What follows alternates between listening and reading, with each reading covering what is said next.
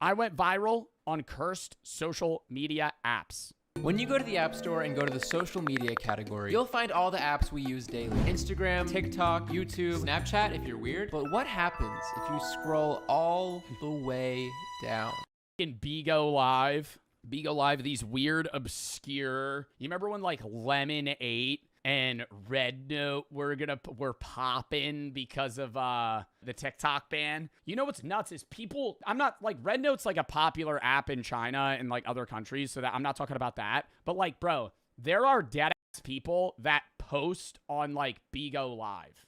Like, there are people that, like, actively use social platforms you've never heard of. Some shit with maybe 5,000 users, and they're using it like it's Instagram. Like, I just don't understand. Do you think there's... And I'm not going to sit here and say that's, like, bad. Like, obviously, you should give other platforms a chance. But there's no way that, like... I bet some of the platforms are better than, like, Instagram or, you know, TikTok. But there's no way, like, a platform with a user base of, like, 10,000 people is more well off in terms of, like, technological advancement and app UI than something that has, like, billions of dollars backing it.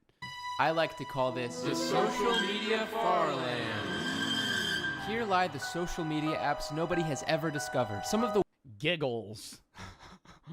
Giggles, 838 ratings. You can't really go viral on these apps, though, because there's, like, nobody... Like, the average For You video probably has, like, 40 likes. Weirdest apps you'll ever see, just waiting for someone to download them. Poop Tracker's a good use, though. I've used that before. Sorry, I have a hangnail right now, and I'm not going to be able to do anything ever until it's gone. Now, I'm going to. I am? I found a bunch of these weird apps and... 6-7, there's a social media app called 6-7. Vine 2. That's got to be copyright. Apps, and this week I'm gonna see if it's possible to go viral on them. Starting with 6-7 Kids. Social media for kids. Safe private video space for kids and families. You can create posts, your profile. There's no reviews. This is live footage of me realizing that if there's no reviews, there's probably nobody. If there's no reviews, there's no users, in which you gotta just abandon it. I mean, creating a social media app is the same problem as being an indie dev making a battle royale game. For your game to be popular, you already need some level of backing in the same way of a social media app. Like, it's so hard to get people to fucking start using something. Like, even like Instagram, nobody uses Threads. Nobody uses Threads. That is like a fucking dead end, no, like shit ass fucking dupe version of the bad version of Twitter, which is now X. Like, even if Meta's failing in that sense to get people to move over there, you're not going to have the potential to, like, start up your own fucking social platform on the app, which means that it will be basically impossible unless you're like Mr. Beast for me to go viral on it. So, since these social media apps barely... Oops, somebody sharded in there. They're just trying to fucking clean the stain out. These are Adidas? Adidas, bro, what are you doing? You gotta lock in, bro. Oh my god, the fucking short jeans, bro. The jorts. Not even the jorts, bro. The booty jorts. Oh. Please, no. Bro, this looks like someone's grandma's wallpaper.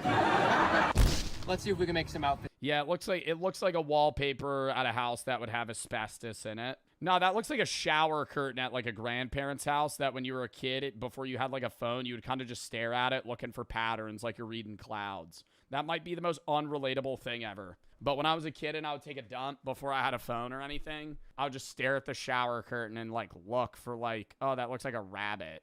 Those wallpapers. Let's see if we can make some outfits out of these. Don't look at that. Bro, you got a Frisbee too. Did he buy that from Goodwill? That's not that bad of a fit. Not even gonna lie. Yo, actually, hashtag Gorpcore.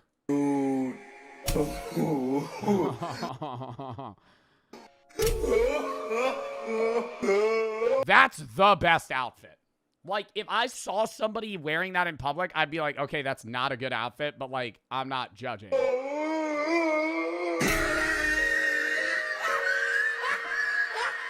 From those outfits, we got a total of 12 likes, 0 followers, and 1 comment calling me a baddie. And while that's always appreciated, that does mean that we did not reach our goal, and I do lose. Whatever, okay, yeah, whatever, okay, all right. But hey, I'm still in the lead though, so for now.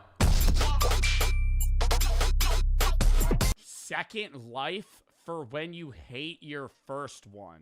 That's dystopian. So you like fake a profile and like, so it's just LARPing. It's like when people go to like Burning Man with like a fake name, it's like the same shit. Like a festival name, you just like create a fake life that you live. The only thing I know about Second Life is that Dwight used it in an episode of The Office. Playing that game again? Second Life is not a game. It doesn't have winners or losers. Oh, it has losers. And I kind of just assumed they... Okay, but that was a funny ass episode because in Dwight's Second Life, he didn't do anything like remotely fun. He just did the same exact job that he had in his actual life. That's lame. Playing Second Life and being like, okay, I'm a wizard, whatever. Playing Second Life and then also just still doing the same office, like you're at work playing Second Life, but doing an office job. Made it up for the show, but apparently it's a real app. It's pretty old, so I kind of feel like nobody is going to be on it, but I'm really curious to see if there's a way that I can go viral on it. All right, here we go, logging into my Second Life. Here we go. Oh my God. There's somebody on it, bro, genuinely. Like, you would think that there's a lot of dead games and, like, dead servers, but, bro, there's one guy. Like, you got to keep in mind, bro, there's almost 9 billion people in the world. There's someone on some dead-ass game that you haven't heard of or, played in 20 years. Oh my gosh, this is like a really bad Roblox tough. All right, again. Like, somebody right now, genuinely, somebody right now is playing Sweet Life on Deck smoothie serving game. I guess I'm gonna walk around. Dude, where is everyone? Click to contact Adventure Island Helper. Yo, there is a social media. Aha! Wait, is this a person? Hello? Oh, that's all caps. Is anyone here? Penelope? Is this a dog or a llama? I can't. Oh, where am I? I don't know what I just clicked. I might be cooked. Are these real people? Are you guys real? Bro, is this actually just the game that Dwight was playing? Real people? Wait. What's up? Yo, I'm new. Can I call this other guy right here? Call answered. They voice chats. Hello? Oh snap, I don't have my mic. You don't have your mic? Wait, this is a real person? Yes. Oh, I did not think anyone would be on this. you think it was fake? I did. I thought you guys were like NPCs or something. I don't know. Oh yes, aim. This place is shady. Wait, what do you mean? This place is shady. Click this link to protect your account. https://hyltfzz114599zf. It's just like a phishing link. Doesn't seem like real people would be on here. Where should I go if I want to find like the most people? London City is where most hang out. Are you guys on here often? Yeah, what's up? This is my first time ever being on Second Life. What's like the main appeal for you? The customization. Customization, bro. Your character's just full black. Basically, yeah. You can be whatever you want to be on Second Life. Is there like a functionality? Like, is there a way that you could go viral on it? I mean, people try. I don't think there's a big niche for it, though. How much money have you guys spent on Second Life? Nobody's gonna tell you that. That's an inappropriate I was gonna question. My bad. Oh, shut the fuck up. Oh, my God. Oh, my God. It was an inappropriate question. He's fucking interviewing you. Oh, I'm not going to say. It was a fucking inappropriate question. I mean, he's not going, oh, so do you guys have, like, e-sex on this app or something? Like, that's inappropriate. He's just saying, oh, have you spent money on skins? Like, what? That's a regular-ass question. What a Karen, bro. That'd be like you being in Fortnite and somebody being like, oh, how much have you spent on Fortnite skins? And you go, that's a little inappropriate, no?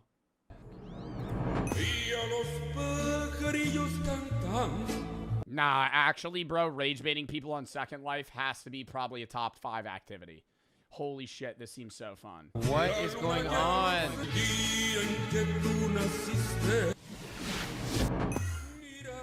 What? Where is that even coming from? Where is that coming from? Get me out of here. Oh, wait, I have a feed. Wait, I can post something. Make this the most liked post on Second Life. 1 heart. I think I know what I have to do now. Yo, can you guys like my most recent post on my feed? Am I muted? Bro, there's no shot he gets 100 likes on Second Life. These are the 5 people that use this app. Why are they not on VR chat? Nah, no, this is insane. Why? That lady that got mad at him, like, why are you not on VR chat? This is just a 2003 version of VR chat. Just get on VR chat.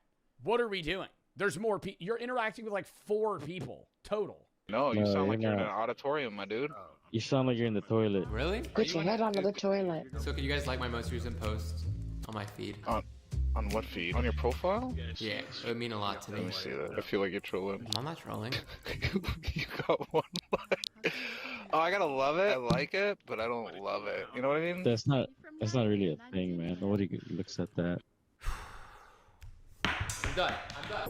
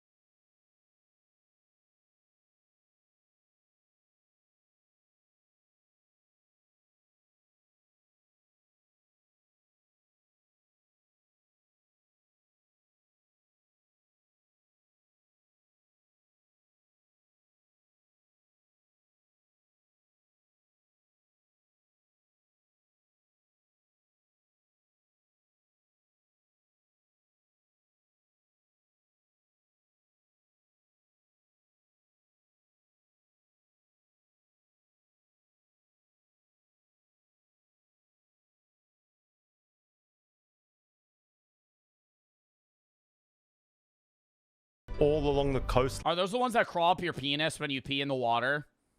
in their billions. We are just off the front of the... Or is that a parasite? I learned that when I was younger on like a Discovery show. And I remember like forever after that, I've always been like afraid to pee in like open water. It's a fish. I don't know. There's some sort of fish or bacteria. That's a myth. It's not. There's like a parasite or something that like crawls up your dick hole in like freshwater rivers or something. Corosso. Here on Sumba, this is sold at every market. It's a traditional protein source just for the food value of it. Do you cook it? Brightly colored, kind of gooey looking, but for the... They kind of look like airheads, like little ropes or something that you would have at like a movie theater. Kind of gooey looking. I doubt they taste like that though. But for the people of Sumba, it means one thing: go time. And there are thousands of people in these beautiful lagoons collecting them. Each pasola has its own kind of twist, but the nyale is part of the ritual for... It's called a kandiru, and they swim up your penis in open water. Yeah, that's horrifying. For most of them. So those who are not out all night participating in the tribal fight clubs, they swarm the beaches by the thousands at night. Headlamps, nets, families, kids, collecting this rare delicacy. Okay. The dude that lives in Indonesia. Wait, are you peeing in the water right now? Yeah, no, the water's a little... Don't pee in the water. It's okay, I'm tall, dude. Don't pee in the water. There you go, you got a rock. There's one here. Ooh. Alright. That thing could swim up there. Oh, Matty here, right? Yes, we're killing it. Bro. Toothpick fish. Wait, let me look that up. Sorry, we're so off topic right now. Toothpick fish. It says it's a kandiru, but it's very rare. Dude, imagine this thing swimming up your penis, though.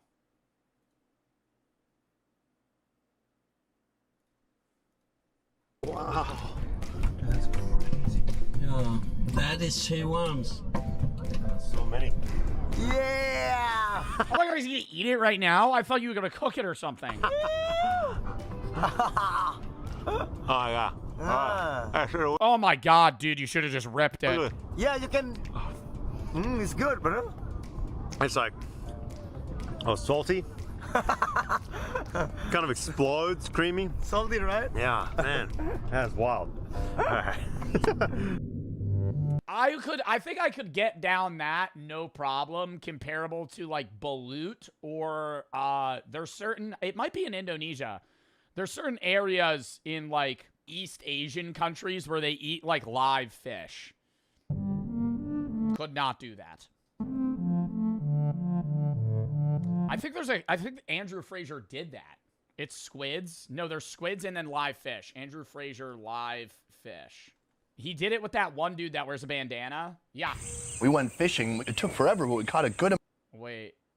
Right here. Sour vinegar.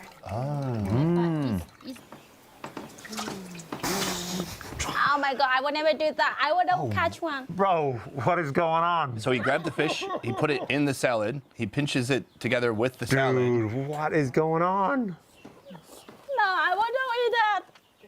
I would not eat that.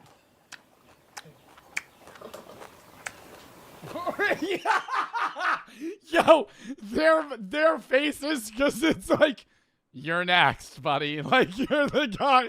Like, you're what? You're like, oh, no, you're fucking with me. Oh, no, you're actually eating it. With bones? Well, their bones are so small. That's less of a concern. I would just be like, could I kill it? Because it moving in my mouth I would immediately throw up. It's yummy? Hơi mặn một chút. Little bit salty. A little bit salty? That's his only critique.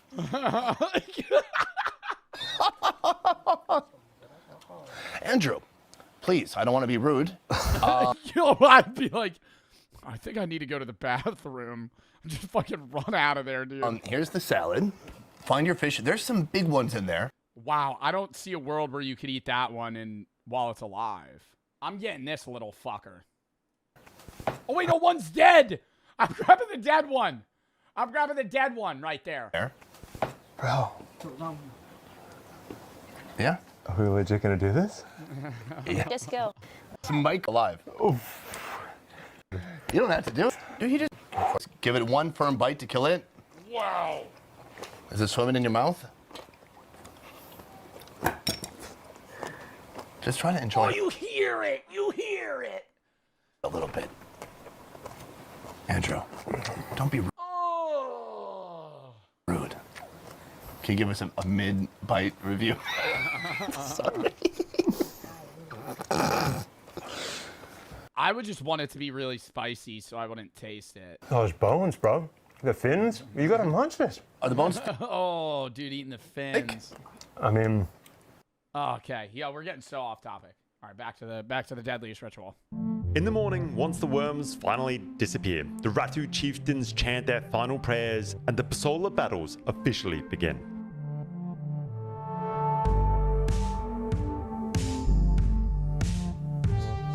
Bro, being a front row person in the crowd's got. Whoa! Look at this place. What? Look at the water. This place is beautiful. Sambu? What's the name of it? Or Samba?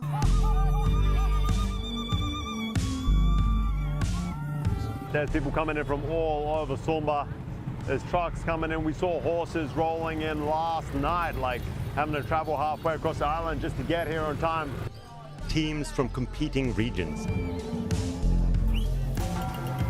And they descend from those huge thatched umas, the traditional houses that tower over just about everything here. And they form... What is the point of a roof that large? Or not a roof, yeah, like a roofing that large. What does that do? And they form these massive circles on the flat, open ground that's... Smoke?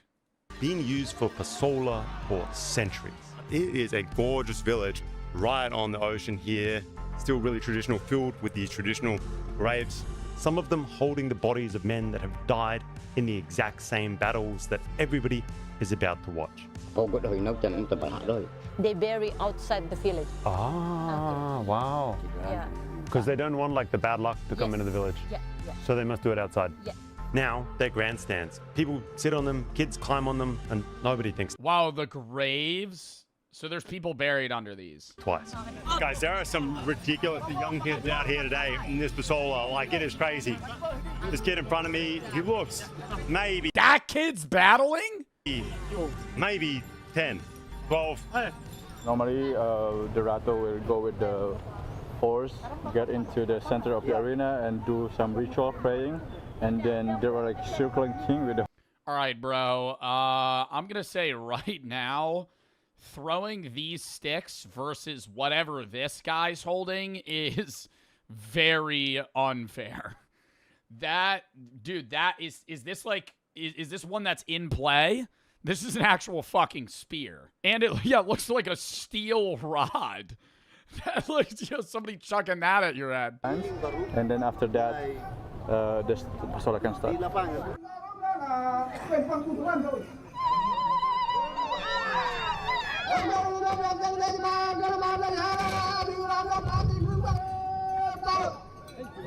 Alright guys, we just kicked off. These guys didn't waste time. Spears are flying already. But what are the rules? How many members on a team? Are there 10 people a team? It seems like there's 30 people running out here. Oh, fuck no. Yo, look how deep he's getting on the horse, though.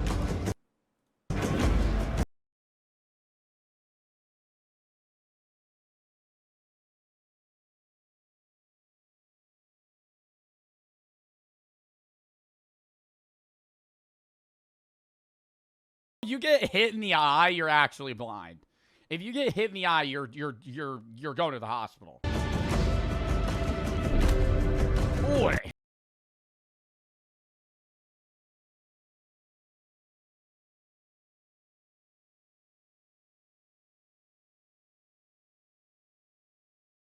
Dude, that horse just got hit in the fucking head.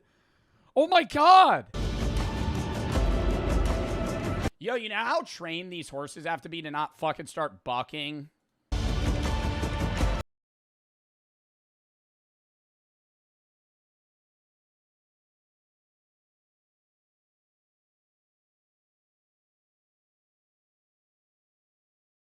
Well, he just flipped off the camera. Hey, buddy, let's settle down. Oh, wait, no, he didn't. Thing I've come to. A ritualistic event like it's sort of supposed to be to keep the beef on the field. To really get a chance, a good score on someone to hit them, you've got to get pretty damn close with your horse. Oh, wait, so there's score keepings off hits, but who's keeping track? Are there refs? You get points for hitting the people. But obviously, the closer you get, the closer you are to their team, and you're going to get hit by... This seems like one of those games that's really fun to be a part of until you get hit. This is like when you're like a kid and you go paintballing for the first time and it's like super fun and then you get hit in like the throat with a paintball and you go, this sucks. This is no longer fun. Someone else. Riders circling in and out, giving a horse the break every now and then. They chew through as much beetle nut as they can get their hands Oh my God, I want to try beetle nut. I want to try beetle nut one time. on, and Every time I watch like foreign travel YouTubers, they're always like, the people here love beetle nut. smoking endless cigarettes, Indonesian style.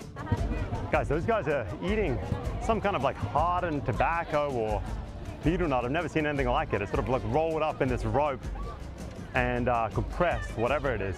And they just chew on it. Pretty impressive.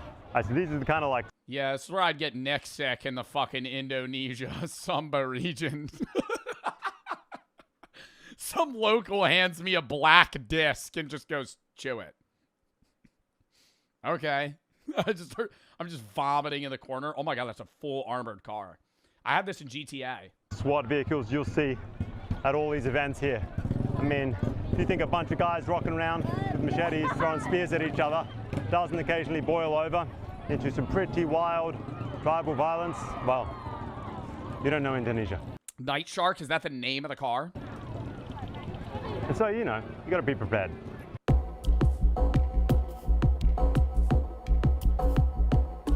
You can feel how Yo, dangerous. that guy's got a fucking arm on him. Dude, if that hit him, I actually think he would die. You can feel Look at that. how dangerous it is. Just about everyone Holy. who participates in these events knows somebody who has died. People have lost eyes, they've broken limbs, and there's just no way you can Oh my make God, get trampled by an a event horse. like this truly safe. Have you ever been injured in the Pasola? Terluka. Pernah luka di mana, Bang? Di sini. Ya. Sini, pas di sini darah keluar darah. It's thing in here, it's thick, and then his blood. It is kind of blood. How long did it take to recover? 1 minggu. 1 week.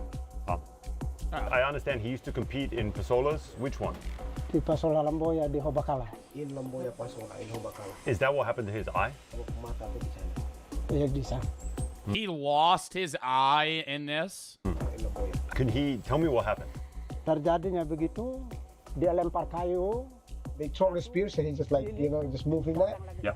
And then the spears not hit them, hit him, like 3 times. And then the 4 times when he's like tried to move that, but it's already dead. Came right into his eye. Saya langsung jatuh dari kuda. Yeah, he fell from the horse's neck. Oh. Pada saat itu saya jatuh.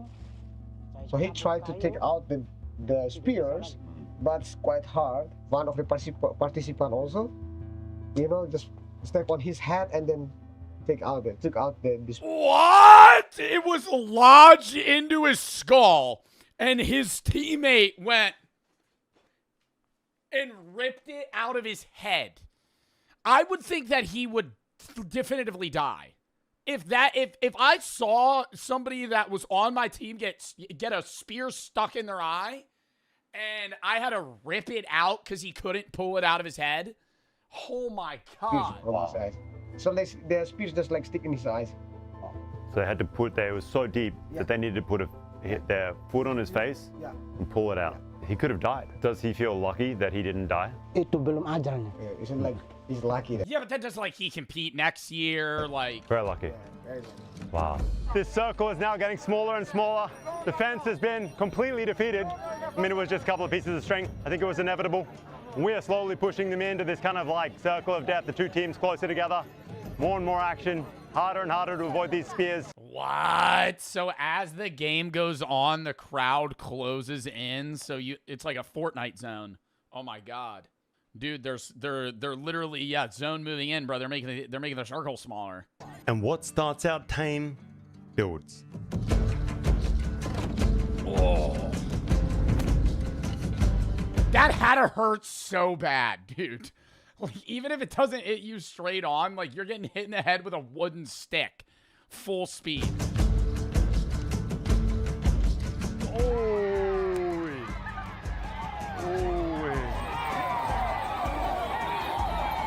Yeah, imagine Shohei Ohtani on one of these fucking horses. That'd be crazy, dude. Kids are getting hit. Tensions are rising. Anyone who's... Or, actually, not Shohei Ohtani.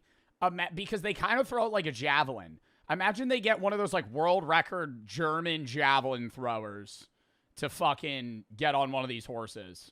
Start chucking sticks. Kids are getting hit. That'd be scary. Tensions are rising. Anyone who's getting hit wants their own back.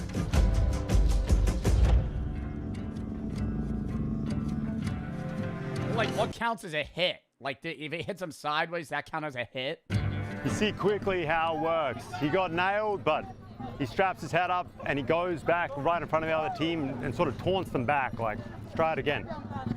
You want to get hit, you cannot show weakness, you can't show you've been beaten. In fact, yo, that guy throws actual fucking darts. Get that guy back. And that's when you start to feel the genuine competition. The grudge match. Would you compete for 10K? Yeah, if I get to wear full bubble armor. I'm gonna be real, I don't even think I could ride a horse like this. I think we're not factoring in, it's not just throwing it, like, they're on an animal right now. Like, that alone's probably one of the hardest parts of this, is that they're actively controlling a horse while they're leaning over and throwing shit at each other.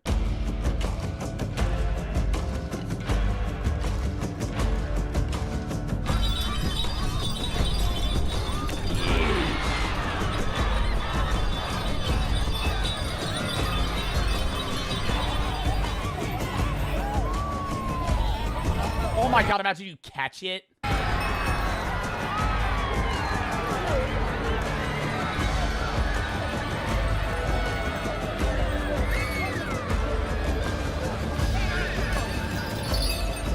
This looks so fun though. That's the problem, dude. Like, this looks dangerous, but it's like, I get why they're doing it. When one person scores a hit, the whole side of the field that scores the hit, they're going to go ballistic, and more ballistic depending upon how successful that hit was.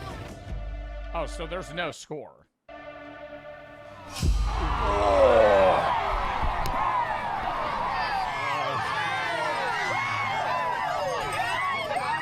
When you hit somebody with your spear, I see like people celebrate. Ken.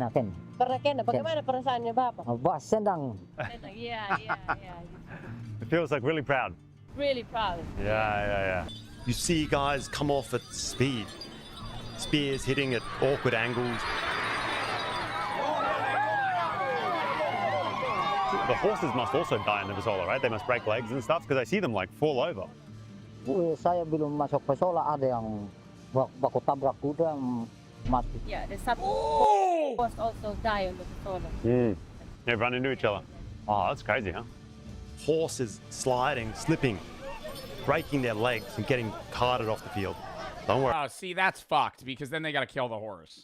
All that meat's getting used tonight. Are there particular riders that have beef against each other that are like looking for the Pasola to vent that anger?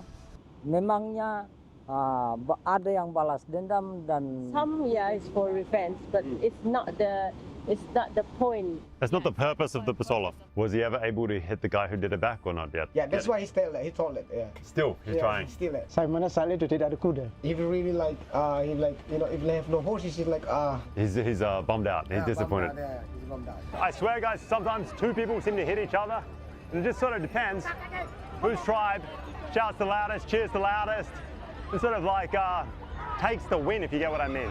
Chat, how long do you think it would take you to learn how to be like a part of this and hold your own? I think if you gave me 3 months and every day I rode a horse, That would be the hardest part.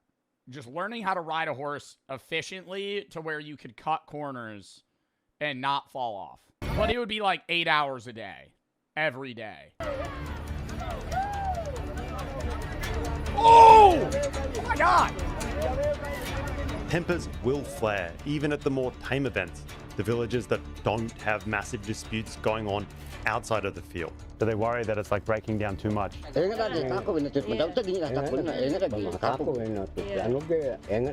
Yeah, they worry about like people not gonna come to Pasola because they're scared. It's too violent now. Too violent. Yeah, that's what they're scared.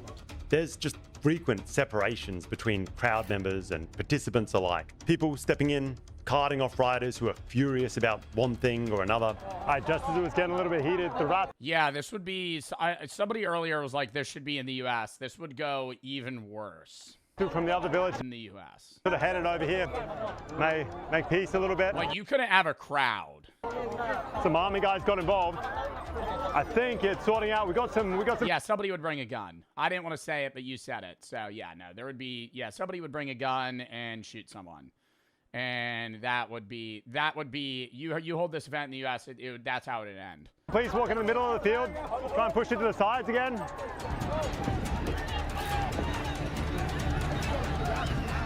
All right, so like, when does the event end? Like, is the event over now? Because there's just like so many people in the field. Oh, he's an official telling them to back the fuck up. It's a thick crowd. It seems like we're like an hour in. It feels like we're just getting really started now. It's really getting heated. People are really getting into the mood of it. These big waves of guys rolling.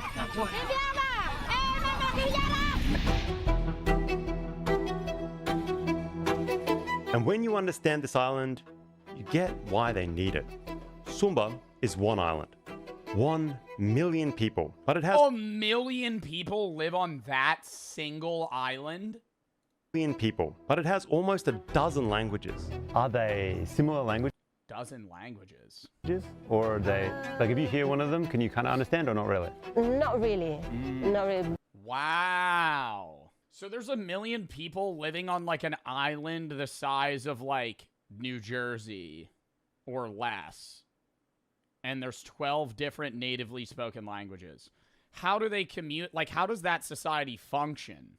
I never understand that. And that's like my own perspective because obviously I've grown up in the US, not like Europe where it's like in the US, the average person speaks English and that's it. Then maybe English, Spanish, or something like, you know, English, Spanish, English, and, you know, German, English, and Russian. But, like, most of the time, it's just English. So, like, even in European countries, like, if you're in Switzerland, I think they speak, like, 3 or 4 languages as, like, official languages. But having 12 languages is in one part of Indonesia alone. Somebody said translators, but, like, that's just, like, internet access is restricted. Whatever they see on TV is restricted. They're only allowed to see what is shown to them. Then how the fuck, like, why do they even have that gateway of the slang if they don't even know what it is? That'd be like having an autocorrect for like Big Chungus if you don't know what Big Chungus is. Like, it's unneeded. Like, you're never gonna type it. To even indirectly experience that. But probably the single craziest example of this is if we type oppa. This is a common South Korean expression that can be used to mean either older brother or in slang terms, boyfriend. 이거 좀 따주세요, 오빠. Which in itself does raise a few questions. On these North Korean phones though, it corrects the word to comrade, accompanied by a warning. This word can only be used to describe your siblings. Imagine getting a warning for attempting to type a slang word. That's moderation on a level that I have never experienced before. But what happens if you type like fuck Kim Jong-un? Like, would that like, would like your phone just brick and they would like fucking seize you instantly? No, seriously, like, what if you, like, typed, like, some sort of threat? Like, they would be, like, your phone just explodes. I would say even more significant than autocorrect, the biggest factor in controlling information going in and out of North Korea, and the main reason that the country is still this cryptic bubble and we barely know these phones even exist, is the internet situation. Or really, the lack of one. Look at this. On the Haeyang phone. There is I want to also kind of side note here. There is like a level of US meddling that people claim goes on for foreign phones for us as well. Like, most U.S. citizens that own a phone own an iPhone and don't really ever have access to, like, Huawei, which is the Chinese phone that is a lot of the time seen as more technologically advanced and more user-friendly and developed than the U.S. iPhone and iOS versions. But, like, nobody owns a Huawei. It's, like, impossible to get a fucking Huawei. You can swipe down from the top and you see your control panel that looks basically the same as every other Android's. And there's even a Wi-Fi button there, but when you press it, absolutely nothing happens. Weird, but let's go into settings to click on Wi-Fi directly, but you can't. How the fuck does the phone work if you don't have LTE and you don't have Wi-Fi? What the fuck do you use the phone for? It's just constantly in airplane mode? And they've actually gone a step further with this more recent Samtaesung, because you go into the quick settings, there isn't even a Wi-Fi icon at all. It's like they don't want— What do you use the fucking phone for? The calculator app? Like, what am I gonna play offline Subway Surfers on the fucking phone? What do you use the phone for? You're not fucking connected to anything. Messaging? You can't message people without fucking connectivity. Or bars. you to even consider that the feature could— That's the point? Well, then don't even give them phones. —be as accessible as that. The only way to get something that even resembles Wi-Fi is this. It's called Mirai, and it needs so many details from you, including your government Oh, shit. So they just, like, require... Because it's too easy to just connect to something, so they restrict that. So you have to use an app that, like, tracks your Wi-Fi. ID and an authenticated North Korean physical SIM card that it's pretty safe to assume everything you do while using it can be traced right back to you. And even with all of that, this still doesn't get you onto the internet. There's actually no way for a North Korean citizen to do that. All this can get you is access to a highly curated North Korean— Whenever I see shit about, like, North Korean technology, I always remember, like, the videos of the Russians talking about how when North Korea sent their troops to help Russia in the war, the Russians always cited the North Korean people being, like, cripplingly addicted to, like, porn and cartoons. Like, because they've never seen it before, so it's like it was such like a culture shock for them that, like, their eyes were just, like, glued to the screen. Like, the technology that they have there, like the unrestricted access to the internet's, like, absurd. Intranet, where you can look at specifically government-approved TV, news, propaganda, and apps. More on that in a bit, but the key thing to know for now— Damn, bro. Do you think there's, like, any apps they could use that we use? No, because it would be non-North Korean tech. I'm thinking, like, games, like, dude, like Doodle Jump. Like, you think I feel like, bro, like, do you think they're, like, restricted from playing, like, Doodle Jump? is it doesn't look like it would be a great experience. The app itself tells you to expect speeds between 2 and 33 megabits per second, less than a 14th of the speeds that South Koreans are getting on their public Wi-Fi. I imagine— Well, to be fair, doesn't South Korea also have the best Wi-Fi in the entire world? Like, by area? Like, their Wi-Fi's crazy. the way that North Korea's leaders are seeing this is they know that the second they give their population access to the open World Wide Web, it's game over for being able to control the way they act and think. But then at the same time, they can't give the people nothing if they're trying to convince them that their country is truly superior to all others. Hence this careful substitution of traditional Wi-Fi features for this highly traceable Wi-Fi equivalent that reinforces national pride as opposed to diluting it. But those speeds are so dated. And to be honest, everything about using both of these phones feels dated. Like, it's pretty sad that this Samtaesung is one of their modern flagship phones. It was only released recently in 2023 in North Korea. It was priced pretty close to $1,000, but it looked— What North Korean citizen is fucking affording that? Like, that's what I don't understand. It has to be people that are living in, like, the capital. Like, it has to be somebody that's living in Pyongyang, because, like, the average North Korean citizen is just, like, dead broke. looks like a mid-range Huawei phone from 2021. Actually, let me be clear. It has to be people that I think they're also giving people the phones that are in, like, some sort of, not substantial power, but they're in a position of luxury, or I guess they're well off enough to where, like, they would start looking for, like, tech. They would want the next thing. And if North Korea doesn't give them the next thing, then they're going to be like, okay, I'm not revolting, but there would be some sketchy shit behind the scenes. Looks like a mid-range Huawei phone from 2021. I'm almost getting deja vu looking at it. The way the camera module has an identical style and position. The way the body and the screen curves around in a seemingly identical I mean, yeah, bro, they literally probably got a Huawei and went, how do we copy this but make it fucking 10 times worse so our citizens can't fucking do anything with it? way. Even this incredibly unique Huawei-style cutout around the buttons and this red line in the middle of the power key is the same. Plus, for security reasons, I've got to keep the IMEI number hidden. But when we traced it back, it does look like this phone was manufactured in China, just like Huawei phones. So I think there's two possible. So there's Chinese companies that are making phones for North Korean people.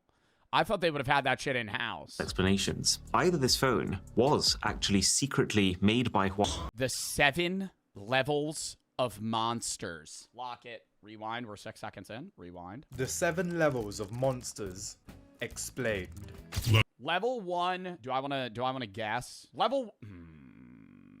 I can't really guess any levels between 2 and 6. Level 1 has to be like shitty grunts. Like a level 1 brute.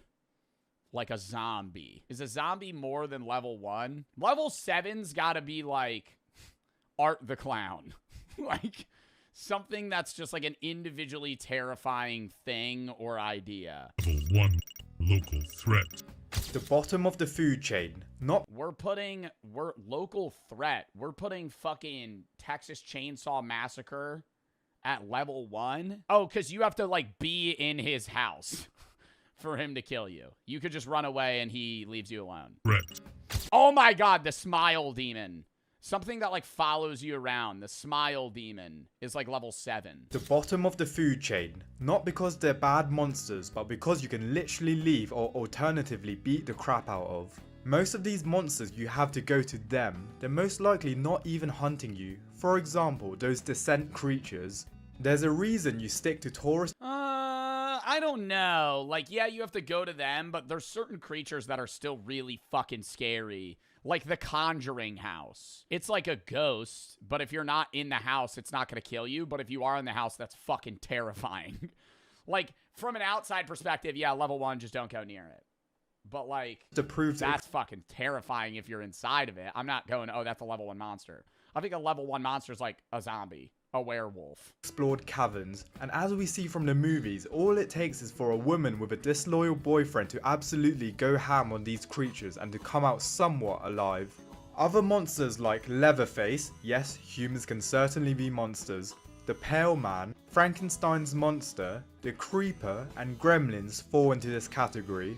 Don't get me wrong. Yeah, gremlins are kind of more just like weird goblin creatures than monsters.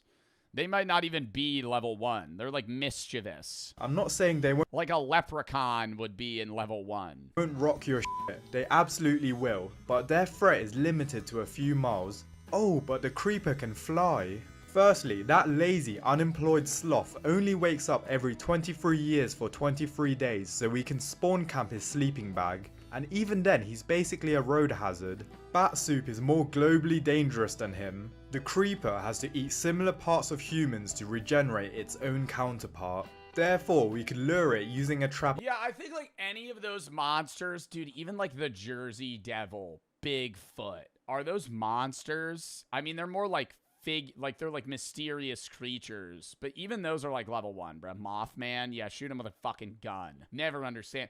I'm gonna have the take that, like, Voldemort is a level 1 monster. I can't get over the fact that in the Harry Potter world, having a revolver is more powerful than the most powerful spell in existence. Before he goes, Avada, I just shoot him right between the eyes. He's dead. That's not an L take. If you live in the Harry Potter verse and you have an AK-47, you are Voldemort times 30. Because any spell, yes, they have cloaks of invisibility, but if they don't know that you have a gun and you just kind of look like a regular guy, you are infinitely more powerful than them. So he can't be above level 1 because a human idea and concept could just kill him. Of people who are scared, as we know it. He has a shield charm.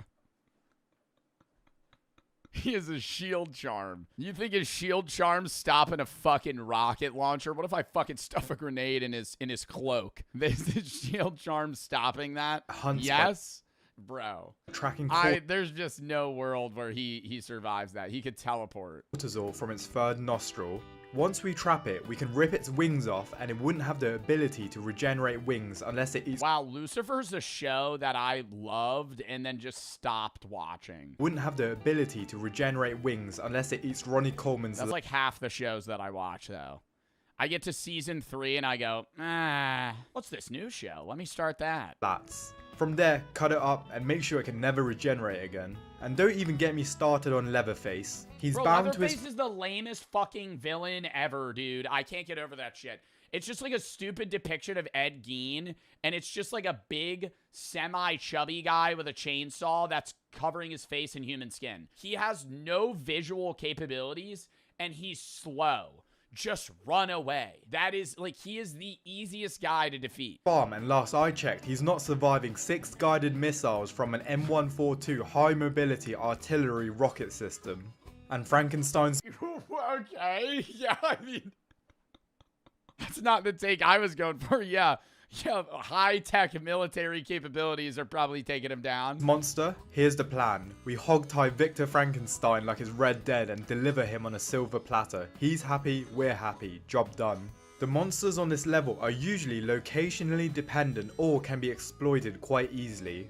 The Pale Man is my favourite monster ever by far, but it's magically bound in its lair. Like the rest of this list, you have to actively enter their domain for them to be our— I have never seen the Pale Man. He looks through his eyes and his hands. Like, what? Their domain for them to be our problem. There's not much risk to civilization here, unlike— Level 2. Predator. Oh my god, Chucky. I don't know if you could have Michael Myers. No, Michael Myers, you just run away from his town. But Michael Myers is technically immortal, and so is Jason. Chucky, on the other hand, is stupid shit. I think Chucky's probably one of the worst monsters. He's just like a conniving doll. He's like a fucking Goosebumps story. Kick him in the fucking teeth. Break him. Now we're dealing with monsters that hunt you and most definitely are a threat. These aren't confined to one house or cave. They're mobile, methodical, and oftentimes— I feel like Jason has to be level 3, no? Michael Myers could be level 2. But because Jason will run at you. Michael Myers only walks. Again, just have a 4.5 mile per hour pace, and you are not dying to Michael Myers. Even if he teleports or whatever, if he's like in your vision, he's just going to like walk towards you, and the second you're out of town, he fucks off. relentless. Monsters like Jason Voorhees, Freddy Krueger, Michael Myers, Diddy, and Chucky are predators. Jason's killed across multiple states. Diddy's level 2. It's from Crystal Lake, Manhattan, even outer space if you count Jason X. His most underrated ability is his intelligence. He showed proficiency in setting traps and wielding various weapons with insane efficiency. He also demonstrated SEAL Team 6 tactical skills by disabling electronics and cutting off communication lines before hunting his victims. And just like his— Bro, did we just say he had SEAL Team 6 level tech for turning off a circuit breaker? This guy must have been in the Green Berets. This guy knew how to fucking turn off the lights in the house. arch nemesis, He cut the wires. Freddy Krueger, is also an absolute threat that hunts you in your sleep. The dream world is his home court advantage as he has reality warping powers capable of turning someone into a cockroach. He also went band for band with Jason, so we know he can take the upper echelon of beatings. But here's Freddy's fatal flaw. In dreams he's invincible, but when he's pulled into the real world he becomes mortal and can be killed. He's also geographically limited as he is obsessed with terrorizing Springwood. If you move away from I just hate the whole Freddy. I hate the whole Freddy Krueger series, man. The whole point is like, we can't fall asleep. They fall asleep. We can't fall asleep. What do we do? They fall asleep. They die. It's like not as good as— I'd rather watch like idiots just run from Michael Myers for 2 hours. On the street and forget about him entirely. He loses his connection to the physical world, which is exactly what happened in Freddy vs. Jason. Those limitations keep him at level 2. And before you diss Chucky, he's very much also a threat, using his size to his advantage through sneak attacks when you least expect it. Just because the later movies made it more of a joke and relied on brain-dead protagonists doesn't mean Chucky isn't capable, as evident from the first movie. The difference between this level... He's a doll, bruh. I mean, like, what, is he filled with lead? Is he a tungsten cube? He weighs like 4 pounds. Even if he's possessed, he doesn't have the physical capability to kill most people. He's immortal, bro. I don't care. He's a fucking doll. Lock him in a box, man. Lock him in a box. I'd fucking tie his ass up. And the last is that they're more seasoned killers and actively hunt. But I still wouldn't call them apex. He's the strength of a full-grown man. I hate when... I'm gonna look up how strong is Chucky. His strength comes from dark voodoo magic. He has the viciousness of an adult human serial killer, allowing him to overpower adults. He could stab through wooden doors. Bro, but he has the strength of a full-grown man in a doll body. That's a nerf. That's a nerf. That's not a buff. Like, people say that as like, oh, he's tiny, but he's as strong as a full-grown man. I would rather have the size of a full-grown man and the strength of a full-grown man than the size of an infant and the strength of a full-grown man. He's a mini zombie. He's a baby zombie, bro. That's what he is. Like, yeah, he's got speed and stealth, I guess, but it's like you can still pick his ass up. Predators, as they're not leveling cities or threatening nations with supernatural abilities. How much does he weigh? Bro, I don't know. They're gonna say the voodoo magic weighs him down like he's fucking Thor's hammer or some shit. He's unlike level. He's unpickable. Yo, you are on crack if you're putting Art the Clown at level 3. No. Unless we're talking like level 7's Dormammu and it's just like a universal swallowing figure, Art the Clown is like the scariest fucking... He's a demon. And he also like tortures you to death and smiles while it's happening. Like, that's not... Oh, God. I just can't... No, I can't sit here and say Art the Clown's level 3. Apex Predator. Level 2 monsters you can theoretically escape or rely on a gimmick, but level 3 gets a bit more dangerous as their supernatural abilities are more prominent. Monsters like Samara Morgan, Art the Clown, Burgul, and the creature from It Follows are apex predators. Imagine your dumbass friend shows you a tape that says do not watch, and next thing you know you're fighting Samara Morgan in hand-to-hand. I don't know, you could escape Art the Clown. Like, the one scene in the 3rd movie when he's at a bar, he's kind of like bantering with everybody. In that moment, if you went, this shit's weird, I'm out. Just leave. Like, you know what I mean? He's getting a drink. There's like 5 guys at the bar, and they're all pestering him, and he... Come on! They're doing 25-cent bets, by the way. They hit a jackpot for $14. Is just the start. 2 more costs nobody warns you about. The first is the license. In Vegas, around $770,000 a year. In New York, just applying costs $20 to $50 million. No guarantee. You're basically buying 50 mil to apply for a license? a lottery ticket where the prize is permission to spend a few more billion. The second is geopolitics. Macau in southern China is the biggest casino market on Earth. $28 billion in 2024, more than 3 times the entire Vegas Strip. But the Macau government issues exactly 6 concessions for the whole city. The next round of bidding is in 2032, or you could try North Korea. Kim Jong-un is currently looking... Who the fuck's gambling in North Korea? His whole fucking country's impoverished. What? Is it like foreigners coming over to gamble? Who the fuck's gambling in North Korea? ...for an investor to finish the Rugyong Hotel in Pyongyang. I also would not feel comfortable winning money in North Korea. Like, if I gambled, say I won like 10 grand in North Korea, if I cashed that out, I would be worried of my life. I would be like, I'm not getting out with this money. They are certainly keeping it. 105-floor building they started in 1987 and somehow have not You play roulette at a North Korean roulette at a North Korean casino. I bet 36 the number. I put like 5 grand on it. It hits. The fucking dealer just picks up the ball and puts it in another one and goes, "You did not win that. You did not win that, sir." Finished in 38 years. You're like, wait, what the fuck? Get the pit boss. Pay for the interior, you get the casino license. Estimated cost, another $2 billion on top of the $750 million already buried in it. Even the most isolated dictatorship on the planet understands that a casino is just a foreign currency vacuum with a roof. I call out the Pitbulls, yes, Kim Jong-un. Oh my god, heart drops. It's Kim himself. What's the problem? Nothing. Sorry, it was a bad bet. It was a bad bet on my end. Now we get to the question that actually matters. Where does the money come from?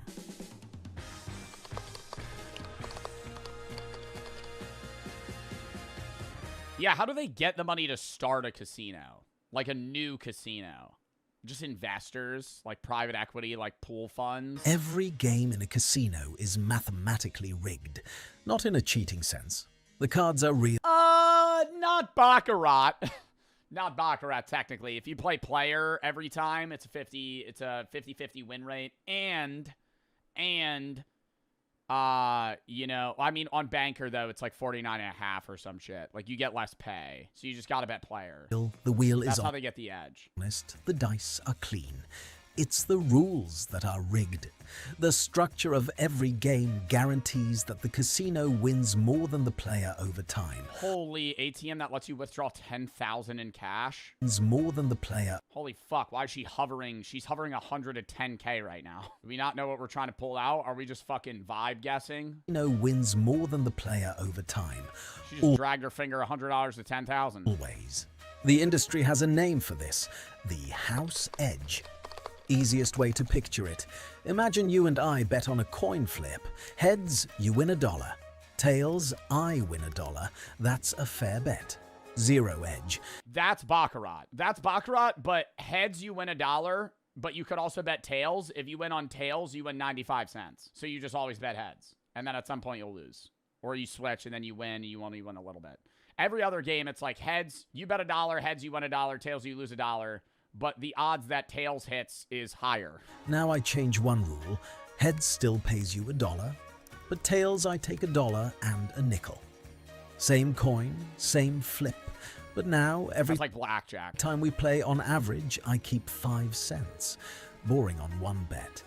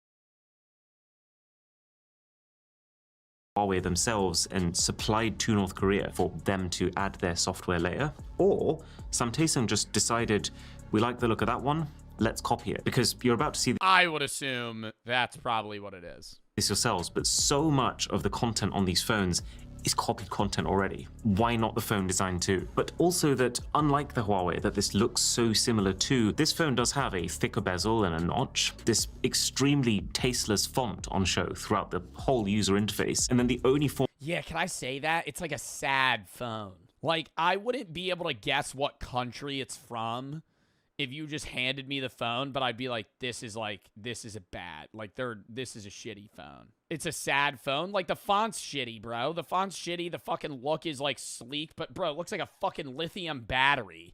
Like, it looks like I'm staring at something that would charge a fucking e-bike. Form of branding on the camera is a feebly written 64 megapixel that gives me absolutely zero reassurance it's going to be a good experience. And it is not. On the Haeyang phone, we're just getting extremely poor, grainy image quality all around. And even though there are 3 cameras on the back of this phone, there is still no ultra-wide and no zoom. So both extra cameras are just useless macro and depth cameras. A trend that, globally speaking, started to die out pretty fast after 2020. And so the idea that this thing released in 2023 with that kind of setup shows the time lag that we're operating with here. And then on the flagship Samsung, the camera is super buggy. We couldn't even get it to flip around to the rear cameras. And it's also got this really unusual watermark plastered over it, which when we reverse, it spells out, please contact Heinetron. Now, I did a little digging and turns out Heinetron— Anytime you take a picture, it fucking watermarks your face.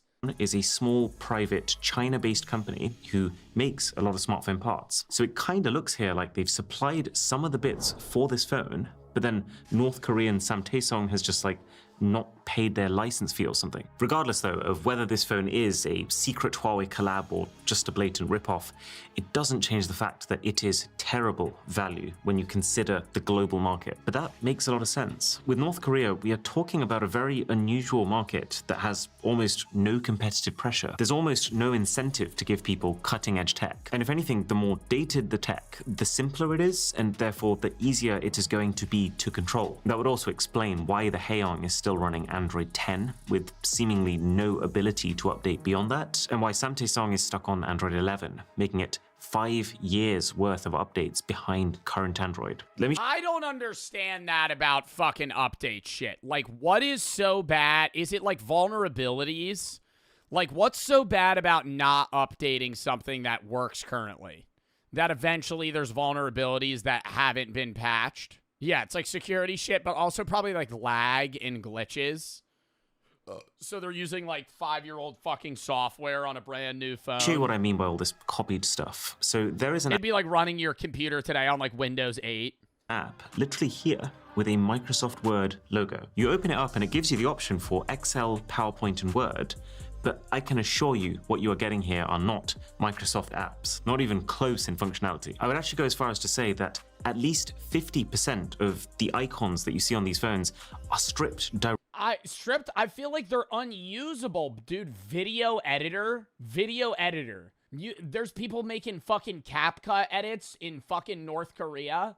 Get the hell out of here. Theme manager, what is this? Directly from other companies, like File Manager and Compass. Those are basically Huawei icons that are very slightly reskinned. Maps is an almost one-to-one of the Google Maps icon. This random game uses the same icon as the Mobi Office work application. But let's just zoom out for a second. Even the official Samsung wallpaper, I'm pretty sure they have literally just downloaded the wallpaper from an Honor phone and then added an 8 to it. And then if I go over here to the About Phone section, I recognize that image. That image is actually stripped straight from the promo material of the completely different looking Huawei Mate 30 Pro phone from years ago. And yet it is serving as the poster image for the Samsung. I'm surprised they even put this much work into like making it look nice. Like, do you think that's a part of the appeal for the North Korean people? Is like they're really trying to con you into thinking this is a good phone? Because like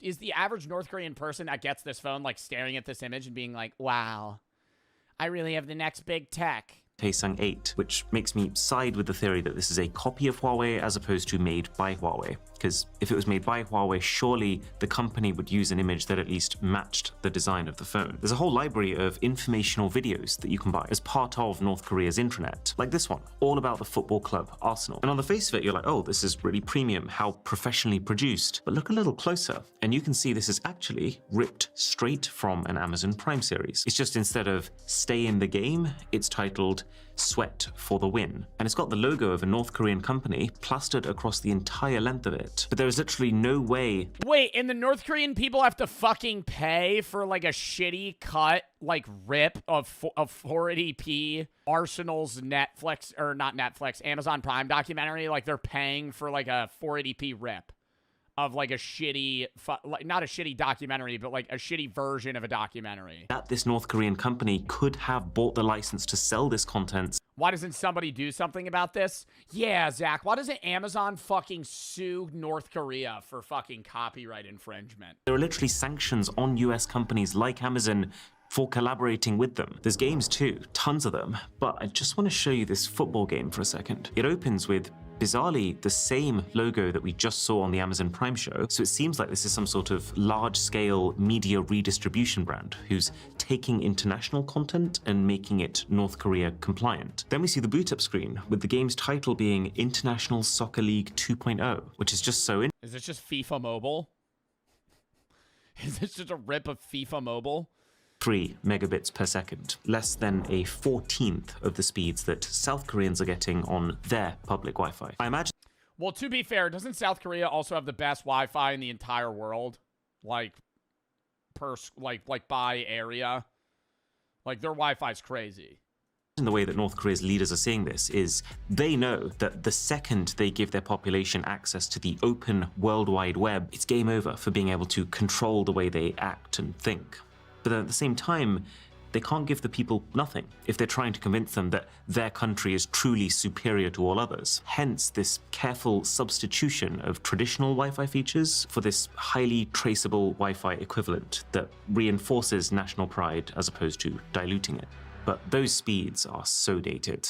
And to be honest, everything about using both of these phones feels dated. Like, it's pretty sad that this Samsung is one of their modern flagship phones. It was only released recently in 2023 in North Korea. It was priced pretty close to $1,000, but it looked... What North Korean citizen is fucking affording that? Like, that's what I don't understand. It has to be people that are living in, like, the capital. Like, it has to be somebody that's living in Pyongyang, because, like, the average North Korean citizen is just, like, dead broke.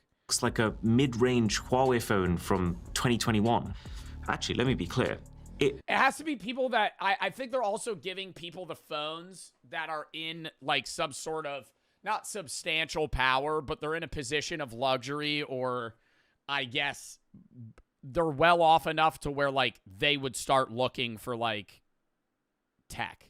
They would want the next thing. And if North Korea doesn't give them the next thing, then they're going to be like, okay, I'm not revolting, but there would be some sketchy shit behind the scenes. Looks like a mid-range Huawei phone from 2021. I'm almost getting deja vu looking at it. The way the camera module has an identical style and position. The way the body and the screen curves around in a seemingly identical... I mean, yeah, bro, they literally probably got a Huawei and went, how do we copy this but make it fucking 10 times worse so our citizens can't fucking do anything with it? Even this incredibly unique Huawei-style cutout around the buttons and this red line in the middle of the power key is the same. Plus, for security reasons, I've got to keep the IMEI number hidden. But when we traced it back, it does look like this phone was manufactured in China, just like Huawei phones. So I think there's two possible... So there's Chinese companies that are making phones for North Korean people?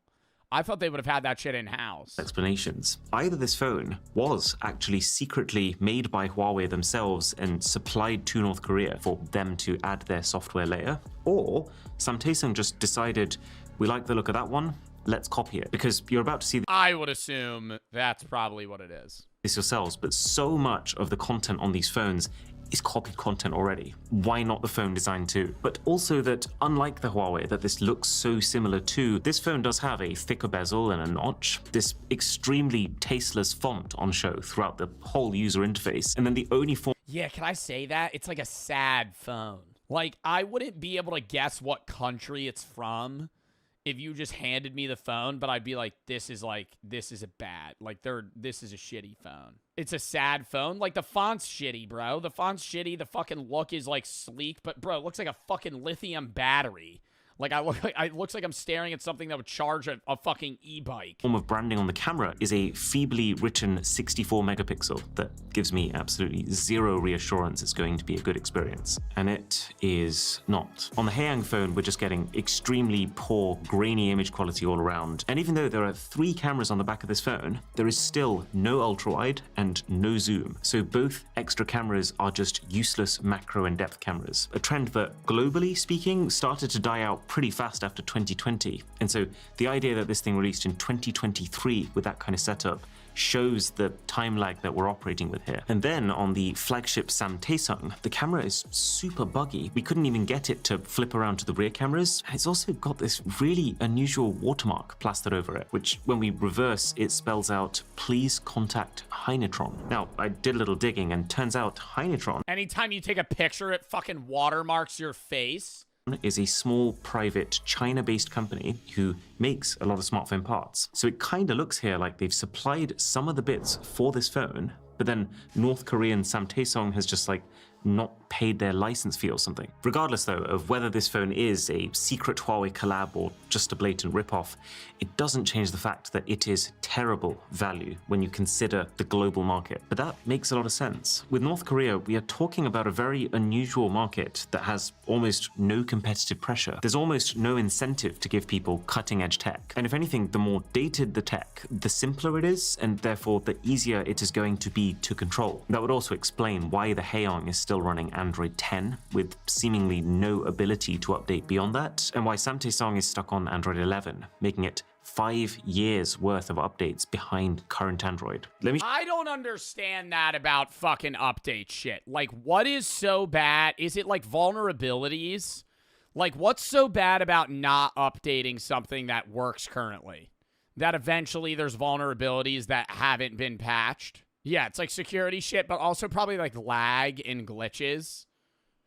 So they're using like 5-year-old fucking software on a brand new phone. Show you what I mean by all this copied stuff. What if the minions served Hitler during World War II? What if during World War II the minions picked Hitler as their evil master? Minions are compelled to serve the evilest master they can find, but they were exiled to an ice cave in the Arctic after serving Napoleon. Now, canonically, they reemerge in 1968. Conveniently. Yeah, they do that conveniently skipping World War I and II. Shocker. Illumination Entertainment. Huh. Why did you skip the 1940s? The minions were just missing during World War II? Oh. Skipping the 2 world wars. But what if we didn't let them off the hook that easy? What if they reemerged in 1938 instead? How could 3 small minions change the course of history? No way this guy's going to make an in-depth video about if the minions served Adolf Hitler. From their Who did they serve in 1968 canonically? Who was the evilest person then? Gru? I gotta say that as well. We gotta take everything with a grain of salt. We're gonna lean into the fucking actual historical accuracy of canonical minions. Because, yeah, Pol Pot, Fidel Castro, the minions resurfaced in 1968, served a few people, and then went, hey, we're gonna go with Gru. In modern day, but they live on Earth, and they have history. Gru's the most evil guy. Who's the most evil person alive right now? Dude, they'd be serving Kim Jong-un. They'd be serving some fucking dictator that's fucking starving their people. Get out of here. They're going to be serving Gru. I'm going to steal the moon. I'm going to steal the moon. Oh, really? That guy's chopping kids' heads off. Stealing the moon, chopping kids' heads off. What? What? I mean, maybe, are the minions looking at it at a utilitarian perspective where if Gru shrinks and steals the moon, that stops ocean tides and overall would turn into the fucked rotation of Earth and kill all humans? Is he thinking Are the minions going like in depth right now to like, hey, if Gru steals the moon, the adverse effects of stealing the moon would result in the death of all humans? I feel like that would be like maybe where they're going. Ice cave in the Arctic, the minions trekked south into Soviet territory. Wait, what? From their ice cave in the Arctic, the minions trekked south into Soviet territory. In St. Petersburg, they learned of Hitler from a Soviet newsreel while huddled inside a theater for warmth. The film warned of a power-hungry dictator threatening freedom and peace, the perfect traits for an evil master. When they reached Nuremberg, the minions immediately knew they were in the right place. Posters with Hitler's face on it were plastered everywhere. Swastikas were hanging from every building. The streets were packed with cheering Germans. For them, no. Wouldn't the minions immediately just get clipped and murdered in World War II times? Because the army would just be like, who the fuck? Oh, wait, no, they're immortal. They can't die. They can't die. It's hypothetical? No, because they can't die. Minions canonically, I don't think they reproduce. I think there's like a given number of them, but they're invincible, yeah. They were in the middle of a military parade. The minions are quickly arrested. While in prison, they caught the attention of Heinrich Himmler. Himmler was the head of the SS and deeply obsessed with the occult. He claimed that the master race came from Atlantis and believed that SS soldiers had reincarnated warrior souls. The minions spent the next 18 months. He fucking believed that? Heinrich Himmler thought that the soldiers that were serving him had reincarnated souls from Atlantis. Like, I don't know which part of this is historical and which is like, you know, panning into, we're talking about the minions here. During Nazi experimentation and torture. After cruelty proved ineffective and vivisection impossible, attempts at communication were made. Picture cards and gestures eventually revealed the minions' mission. Himmler made a phone call. Mein Führer, he said. I believe I have found the origin of the master race. Gain the favor of their emissaries, and the war is won. Hitler is skeptical, but the evidence from the minion torture trials was indisputable. By now, the war was in full swing, and not— Minion torture trials? What, so they started fucking, like, cutting up the minions and they just had no reaction? I always assumed a minion would be, like, elastic. Like, you could kind of punch a— you could grab a minion and squeeze it to, like, a compressed cube and let go, and it would just, like right back to what it looked like prior.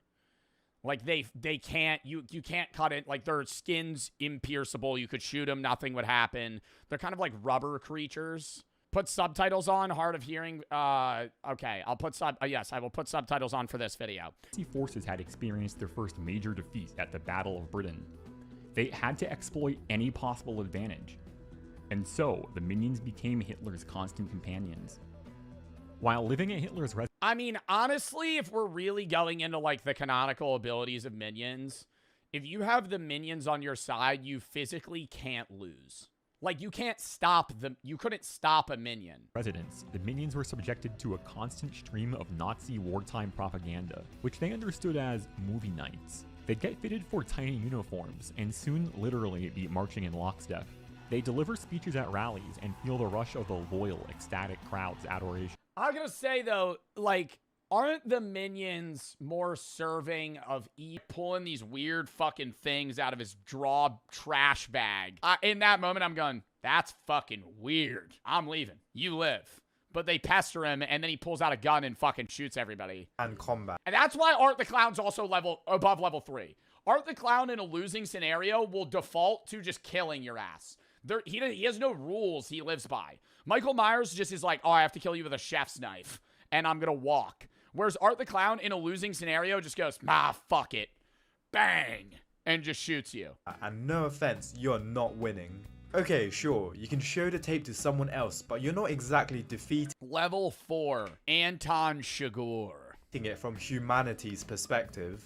Similarly, the scene with him in the tractor. Editor, put that up. The creature— You don't know Anton Chigurh? Bro, Anton Chigurh might be level 7, dude. From It Follows punishes you for getting too freaky, Bet you're finally glad you're a virgin now, because that's the only way you can beat this monster. But seriously, the entity doesn't eat, sleep or tire, and while you can pass it on, you're never truly free.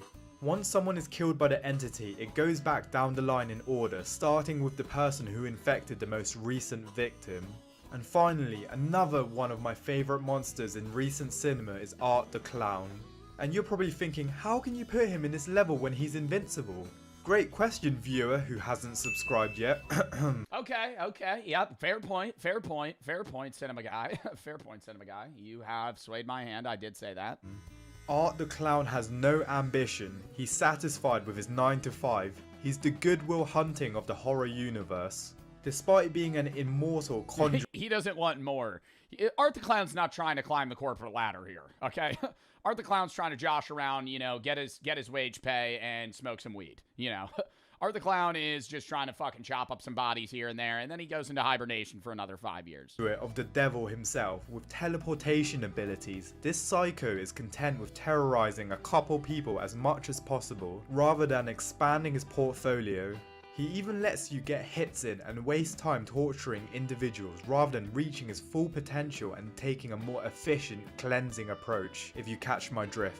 With that being said, Art is still absolutely an apex predator wielding Never understand that shit. Never understand that shit in horror movies. That's this, no, like, I understand it's needed for the part of the movie and it's like a part of slasher films, but I hate when it's like, they shoot the guy. This guy's been terrorizing them for weeks. Okay, he's killed 100 people. They shoot him. He gets up. He runs away. He comes back. They shoot him again. He gets up, runs away, comes back.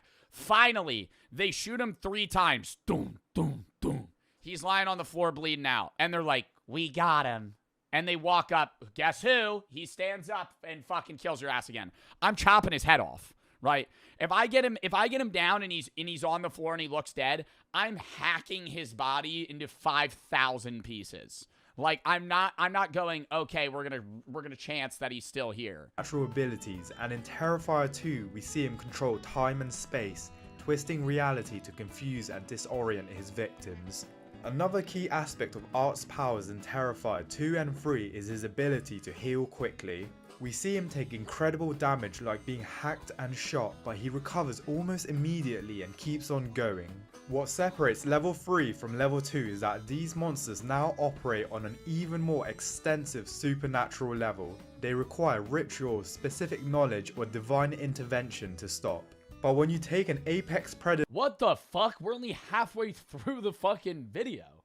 What's after that? Like, are we going like entities? Like, I think he's gonna get to like the Smile Demon or like Bird Box or some shit. Like Godzilla level, yeah, Kong. He destroyed Dormammu, Destroyer of Worlds. And force feed it an audiobook from— Bro, Pennywise is not level 7, chat. Pennywise kills people and then goes to bed for fucking 27 years. Like Sun Tzu, The Art of War. You get level 4, regional catastrophe. Oh my god, we're actually okay. Alien, sure, Kong, yeah. I don't know. They're just not as scary. You know, I feel like a personable creature's a lot more scary than like Godzilla. We've officially left the realm of individual destruction and Barbarian boob monster. Yeah, if the barbarian boob monster is shown at all in this video, I crash out. You will witness my face turn red in a matter of seconds. Entered mass casualty events that will rack up Avengers level infrastructure damage numbers. Monsters like the Guemul, Kayako Saeki, King Kong, Xenomorph, and the Yautja are regional catastrophes. When one of these bad boys get loose, the government declares— Yeah, I think aliens definitely won. Like a xenomorph problem would destroy Earth or like a country. As states of emergency and entire cities get evacuated. The Xenomorph is unique, as you could make an argument it goes in the lower tier, but given their ability to multiply and that their evolution's greatest creation for being a predator, they can be regional catastrophes. This is seen in Aliens when Hadley's Hope colony with a settlement was completely overrun in a matter of weeks. Oh my god, chat, I just... See, here comes the glaze again. What are the odds the Thing's up on this list? What are the odds the Thing, a mimic, of sorts. 0? Bro, that could infect everyone, though. One singular infestation. If you released The Thing into New York City, the whole world's dead. Spawned everyone dies. 150 plus xenomorphs, requiring nuclear destruction of the entire facility to stop. We will also see the Xenomorph Queen in the next level, because while individual drones can like I'd let that happen. Oh, McChunky's gonna stop it. McChunky's gonna stop it. Once he sees New York City's taken over, he just goes... overwhelm a colony, a queen lays hundreds of eggs and can establish a self-sustaining hive that spreads exponentially across the entire region. Their biology makes them devastating, and as the android Ash once said, they are the perfect organism.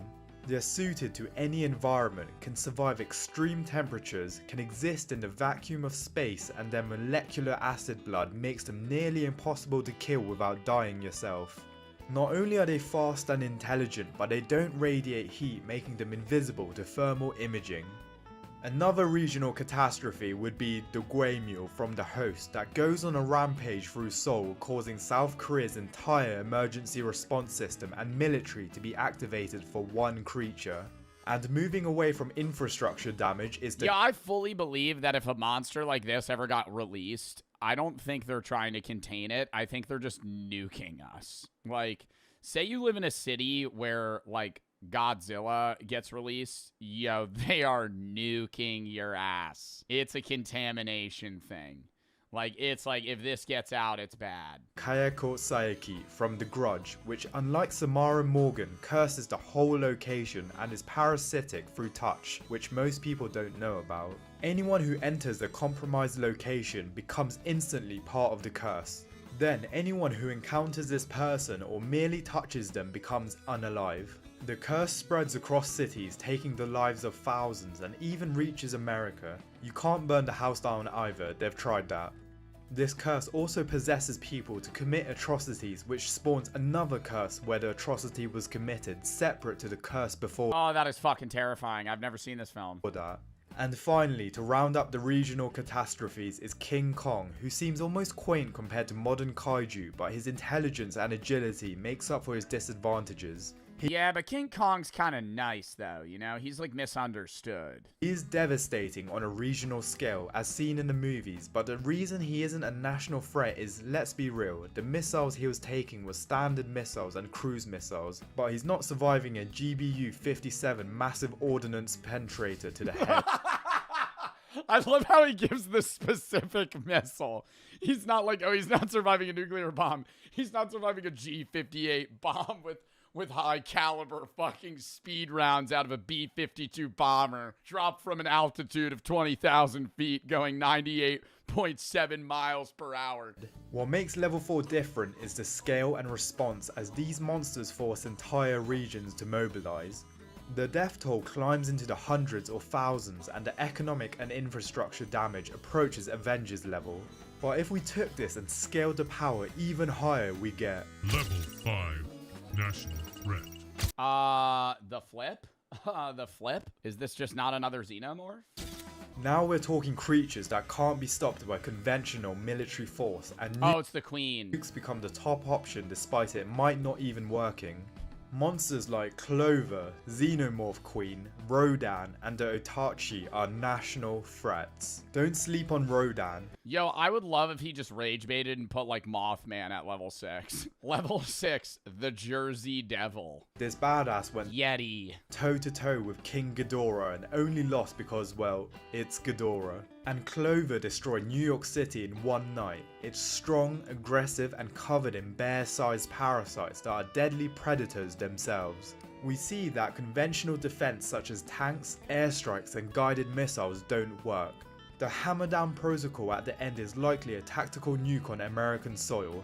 That's what it takes to make. Yeah, I think I went into this video going with the idea of like, okay, level 1 through 7 is going to be off like scariness and death, where it's just like, oh, death count. Like the monster that kills the most people. Kill Clover. And moving up the food chain, we get the Otachi, a bioweapon created by an alien race. The Otachi is a category 4 kaiju, the second strongest, losing only to its more superior counterpart, the Slattern, which falls in the next level. These kaiju can destroy cities in a whim, along with their toxic blood that poisons entire water systems. If the rift hadn't closed, then humanity most certainly would have faced extinction. And finally, the Balrog from Lord of the Rings, a demon from the ancient world. It destroyed an entire dwarven kingdom, and it took Gandalf, another Maya, dying and being resurrected by literal gods to kill it. All the monsters on this level have to be neutralized in a special way, may it be the chainsword in Pacific Rim to kill the Itachi, or relying on a volcano to incinerate them like with Rodan. But either way, with the help of humanity's greatest minds and soldiers, they can be stopped. And before we move on, it would be a dream if you could help this channel reach 4,000 subscribers, and it's completely free. Thank you. Level 6. You don't have a cat with a gun on me. Godzilla level 6. What is level 7? The Thing! The Thing! Cinema. That's the thing, right? That's the thing. Global threat. The endgame. The monsters that can wipe out our species and send us to play with the dinosaurs. Oh my god! Yes! Yes! Yes! Level 7, admittedly, but, you know, level 6, I'll let it slide. I'll let it slide. Best movie ever. Best movie ever, it's fine. Whatever. Dinosaurs. Monsters like Godzilla, The Thing, Chat, you don't understand. The Thing's worse than a xenomorph. Because a xenomorph, you know it's a xenomorph. The Thing is killing you like a xenomorph, but it looks like your mom, you know? Like, it's killing you and then cloning your body and replacing you with all of your memories. So it's like, it's just you. It's you in every way outside of the fact that it's the Thing. King Ghidorah, the fighting... And you have no way of knowing. Well, no, there's blood tests and you get into that. They can't replicate earrings and body piercings and shit. Machines from War of the Worlds and the Death Angel. But it would kill everybody. The only way you could really stop the Thing is if you were like a North Sentinelese islander. Like, if you would have to live somewhere so remote that nobody would ever find you. It's only, and I emphasize only, if they come in the thousands through meteors like in A Quiet Place Day 1. Otherwise, one singular Death Angel would go into Predator level. These apocalypses require divine intervention to win, like in War of the Worlds, where the only way the tripod fighting machines were stopped was through catching a cold. This thing can take nukes like it's nothing but got stopped by a little sneeze. And do I need to say anything about Godzilla? His mere presence causes seismic activity across the Pacific Rim, and his atomic breath has the yield of a thermonuclear weapon. Well, it's also hard to gauge Godzilla because there's so many Godzilla movies where he ranges from, like, basically level 2 to level 10. Like, he breaks the scale in some ways, you know what I mean? Like, if you watch a Godzilla film, there's ones where he's just kind of like local city threat. He's like 1/10 the size as other Godzillas. There's ones where he has like plasma rays shooting out of his fucking mouth. Like he could just kill Earth instantly. It's inconsistent in like how strong he is. He can even drill a hole through the Earth with his heat ray and can... I watched this Godzilla movie. Every time, bro. We need a Godzilla's here. It's like you're always watching and they just like lore vomit onto you. They're like, Godzilla's in the underworld with King Kong, but he's broken free. He's awoken from his slumber. This hasn't happened in 57.7 years. We didn't expect him to wake from now. We have to go get King Kong and give him some cool gear. Oh, but King Kong has a toothache. That's gonna delay our problem. Fling King Kong like he's a child. And the only monster that can go toe-to-toe with Godzilla without help or a weapon is King Ghidorah, a three-headed alien dragon that can fly at supersonic speeds, regenerate from almost any wound, and shoot lightning gravity beams from each mouth. Ghidorah creates global superstorms just by existing, with hurricanes forming around him wherever. Your calluses are level 7. They're not that bad. They kind of look like blisters. They kind of look like blisters on my hands. What do you mean, ew? What do you mean, ew? What do you want me to wear fucking fingerless gloves at the gym like a loser? There he goes. The one chatter that wears fingerless gloves at the gym. He's an alpha predator that can control the minds of other titans. The only thing that stops him is Godzilla, not humanity. And finally, the Thing. Oh my god, I've been waiting. I've been waiting. The most insidious threat on this list because you can't see it coming. It's an extraterrestrial organism that assimilates any living creature it touches, perfectly replicating them down to their memories. If it had reached civilization, every infected person becomes a new infection vector. You could even argue this makes it a cosmic level threat if it were to enter space. All the monsters on this list could take over planets, and there's very little humanity could do about it. Bro, I think, like, the thing has an easier stoppable rate, but a higher ceiling. Does that make sense? Like, Godzilla, problem. You know, Godzilla, oh, fuck. But, like, you got Godzilla like, say Godzilla spawns on Earth. Everybody's just gonna start sending fucking B-52s to, like, bomb the shit out of it. You know, at some point it'll die. But if you have the thing, it's going to become a pretty big... You either snuff it out like in the movie, or it becomes a pretty big problem pretty fast before anybody knows. And then at that point, it's like, well, there's nothing you could do. Like, you don't know where it is. But they're not steamrolling multiple planets or have the potential to be a universally existential threat, unlike... Level 7, existential. Bro, okay, Final Destination. Is that a monster? That's just death. Does that count? Final Destination is just death. That's yeah, I guess that's a monster. But, like, that's just death itself. Or a karma. Why is Pennywise on 7? Because he's technically, like, a demon. We've now reached near godlike beings, and in the case of one of them, death itself. Yeah, bro, like, I don't know. Death itself, that's not really a monster. These are forces that exist beyond... That was Candyman? Bro, that shit was not... I'm telling you right now, if Candyman is on this fucking list. That was not Candyman. That was the guy from Final Destination. He's the doctor. Our dimension and beyond our reality. Monsters like Cthulhu, Death from Final Destination... Why is my middle finger so bent? Who cares, dickhead? You ain't seen Final Destination. I know that motherfucker. And Pennywise as Deadlights are cosmic threats. Cthulhu is a priest of the great old ones, and his mere existence warps the minds of anyone who perceives him. Cthulhu can conquer without lifting a finger. H.P. Lovecraft... Candyman level 8. The bees. Even described him as a being so alien that the human mind cannot process his true form without fracturing completely. When he awakens, humanity goes mad and then gone in an instant. And to quote Lovecraft, Cthulhu is not composed altogether of flesh and blood and can never truly perish. When the stars are right, they can plunge from world to world through the sky. And similarly, Pennywise in its true form is not just a clown.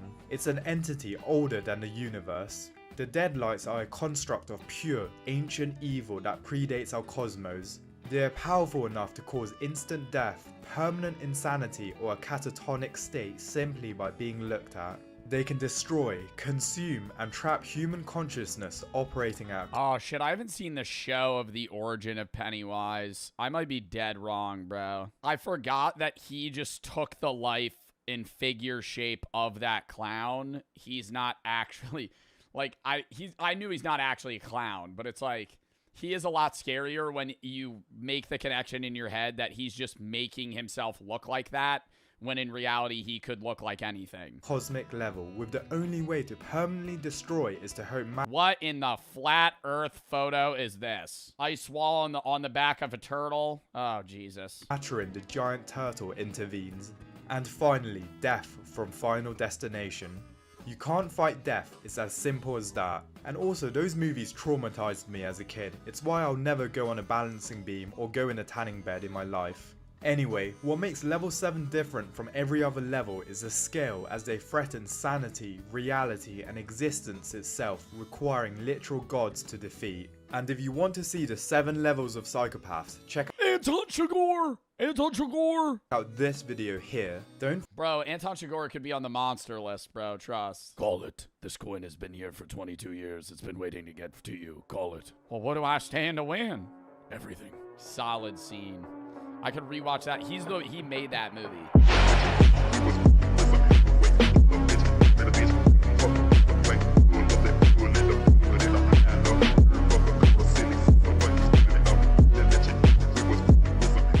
Have anyone anyone on them, I think it's only fair that we set a different goal for each app based on how many users it has. So let's just say that the goal for this Oh my God, what is the goal for the 6-7 app? Get 1 like? app is 6 to 7 followers.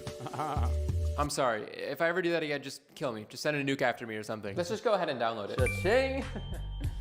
Nah, it's free. I'm kidding. All right, let's open it up. See what we got. 6-7. 6-7. All right, am I a kid or a parent? I guess I'll be a kid.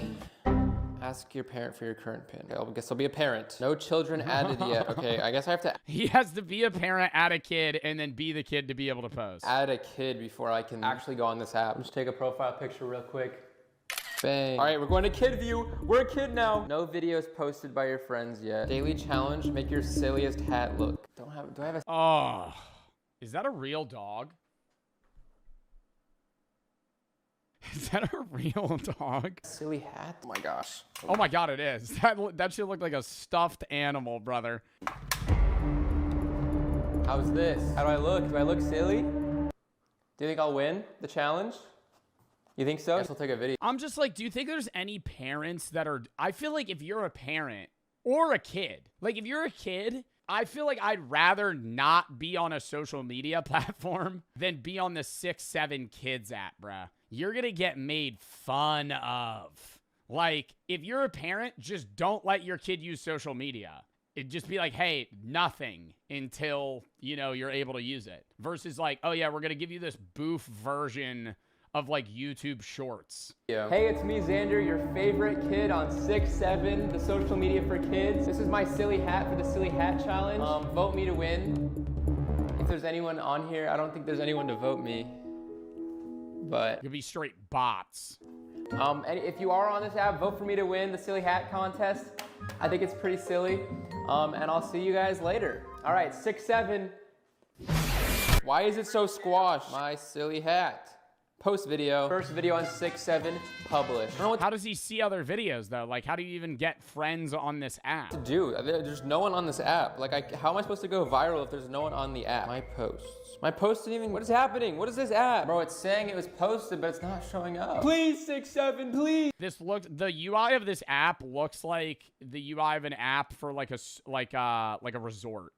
Like how you check what they're doing in a given day. Like daily schedule.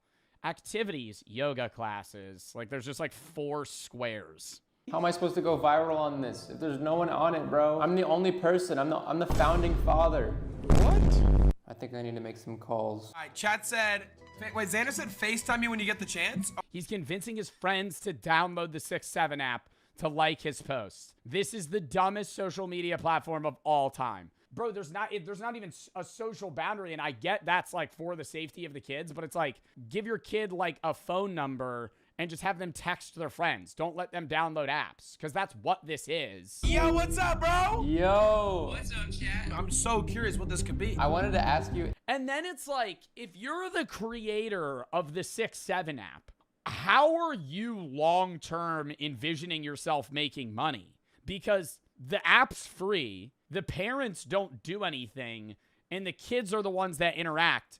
Are you gonna try and like sell this to like fucking kid cuisine?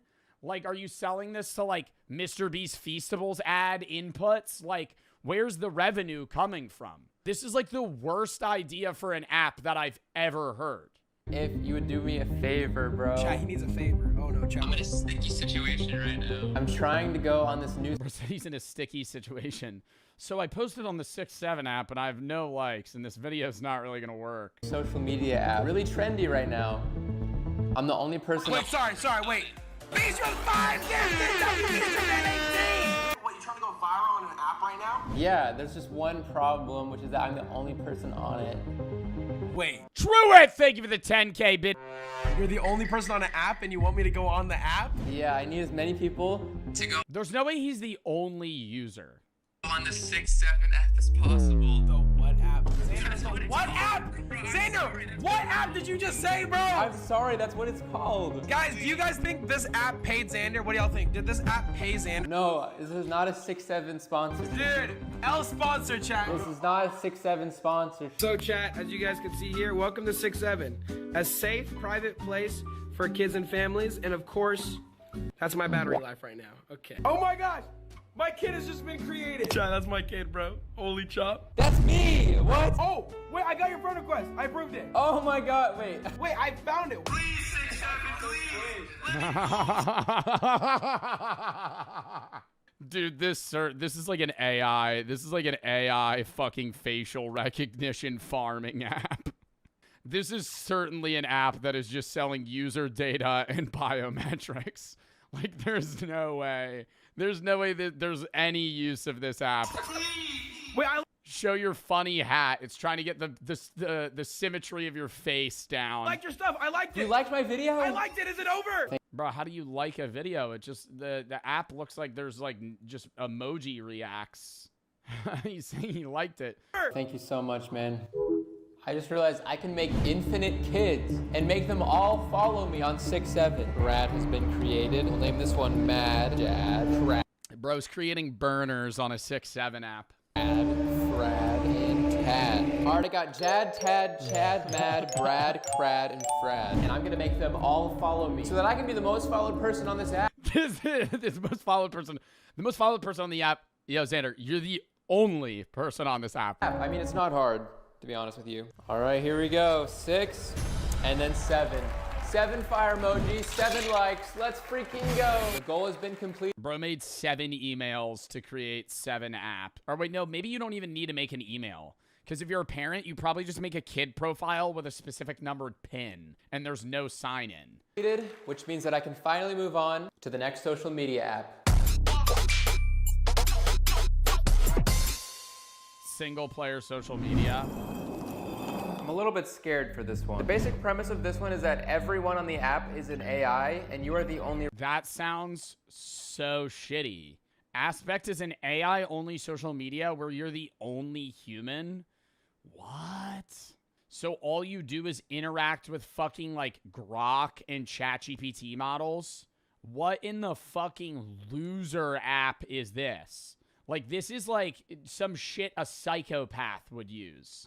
No, I would say this is beyond dystopian. This is, like, disturbing if you're, like, spending time on this app. Real person. Doesn't that just sound awesome? You'd send friends, texts, and pics. Who needs... Oh, my God. So it just creates fake people to interact with? Yo, that barbecue looks insane. Where'd you get that from, Side Eyes? Got it from a local spot nearby. It just says your address. Oh, my God, for real? The place by blank and blank. The AI just, like, flat talks. Send friends, texts, and pics. Who needs real friends when you got AI on Aspect? 4.5 stars. Wow, okay, let's download this. Welcome to Aspect, just like every other social app designed to bring people together, except no one. Wait, but do you think the pictures are AI generated of people, or do you think they're real images of people that are just fake profiles? Because, like, these look like real images. Together, except no one here is real. Create your profile. Take a profile. All AI? That sounds horrible. Picture. What happened to my thumb? Oh my gosh. Share your first post. What photo should I post? I could do this one of me and Hannah going to a wedding. I could do this one of me and Dino. Or I could post this one of me mid-jump on a trampoline. Some uncanny valley ass face. Wow, that's horrifying. I sure all the AI people. Wow, what a great image. You look stunning. Sure do love jumping. Oh my gosh. Oh my gosh. Oh my gosh. Will everyone love it? Let's finding an audience. Finding an audience. Find out. Oh my gosh, I can look at other people. Oh my God, you're lying. Faithful Valeria. Bro, she's praying bedside with a Bible that looks like it was actually made in the year 100. A Christian AI influencer. I don't know how to feel about this. Oh my God, and there's fake comments. Oh my God. This isn't even dead internet theory. This is just like confirmed everything's fake. Can you do a room tour soon? Michelangelo? Your bedding's literally so cute. Where's it from? It's from Target. How do I feel about this? Hold on. This looks like an actual comment section. What? You're telling me nothing? None of these people are real? Oh my God. 173 likes. Just caught my bros trying to act cool while I landed that sick kickflip down the lair stairs. Oh, wow. Pizza, nunchuck, skateboard. It's your boy, Mikey. He is the economics of owning a casino. Okay, so you want to buy a casino. Find a building, hire the dealers, watch the chips come in. But here's the strange part. A casino is the only legal business in the world where math guarantees you a profit on every single dollar that walks through the door. And it's Not if I put it all on black and I hit and walk out. That won't happen, though. If I put it all on black hit, I'm not walking out. Let it ride! And then it hits fucking red. It's also the business where Then it's 00 green. the smartest, richest operators on the planet keep going bankrupt anyway. By the end of this video, you'll know exactly. Well, other casinos go bankrupt because the competition is so high. It's not because the casinos are losing money to the players. Like, even if you lose money to one player, even if you lose $1 million to one player as a Vegas casino, you have so many other customers. It's just like the competition's so crazy, and so much of gambling now happens online rather than in person that I think a lot of the successful 80s and 90s casinos just don't exist anymore because a lot of people just gamble online. And then that, and I just think prediction markets just fucking took an axe to a lot of casinos, man. People bet on Kalshi and like Polymarket so much. How that's possible, how casinos actually make money on the inside, why having a mathematical edge on every bet still isn't enough to guarantee a profit, and why a casino isn't really the business most people think it is. Yo, oh my god, respectfully, what the fuck do you know? What the fuck does bro know? I go to casinos constantly. And I've witnessed a lot of that. I look into like casino earnings. I watch a lot of casino videos. I'm a gambling addict. So firsthand, I'm donating money to a lot of these casinos. So I think I like kind of get how they make money just from spending tons of hours there. Casinos come in 3 sizes, and they're 3 completely different businesses. A small regional casino in Colorado costs $2 to $5 million. For that money, you get a few dozen slot machines, a couple of tables, a bar, and a parking lot full of locals showing up the first of every month to lose their grocery money. Yeah, but it's not just 2 to 5 million total. Like, is that including the bankroll? Like, you have to have a lot of... To start up a casino, you can't just pay for the building, the machines, and the dealers, and then go. Right? Because, like, you're going to have days where they probably lose money. You need, like a cushion in case people win. A mid-sized property runs you $500 million to $1 billion. Think Borgata in Atlantic City. Oh, I know I've donated a couple G's to Borgata. Oh, I know the Borgata, buddy. I go there quite often, buddy. I know the Borgata. I walk the floor, I hit the Wheel of Fortune slot machine, go over to the Spanish 21 table, $50 minimum on a Thursday, by the way. Sit down, and I'm playing that motherfucker. Two hands on a table, and I'm losing every single hand. Opened in 2003 for $1.1 billion. A real hotel, real restaurants. Casinos are evil. I love casinos. In premise, are they fucked? I love casinos, though. I would never do a stake. I would never do offshore gambling sponsors, but if the Borgata came to me and they were like, we'll give you a $50K bankroll if you gamble at the MGM, I am instantly going, yes, sure. I'll sit down and play Spanish 21 for 4 hours and you're going to pay me? What the fuck?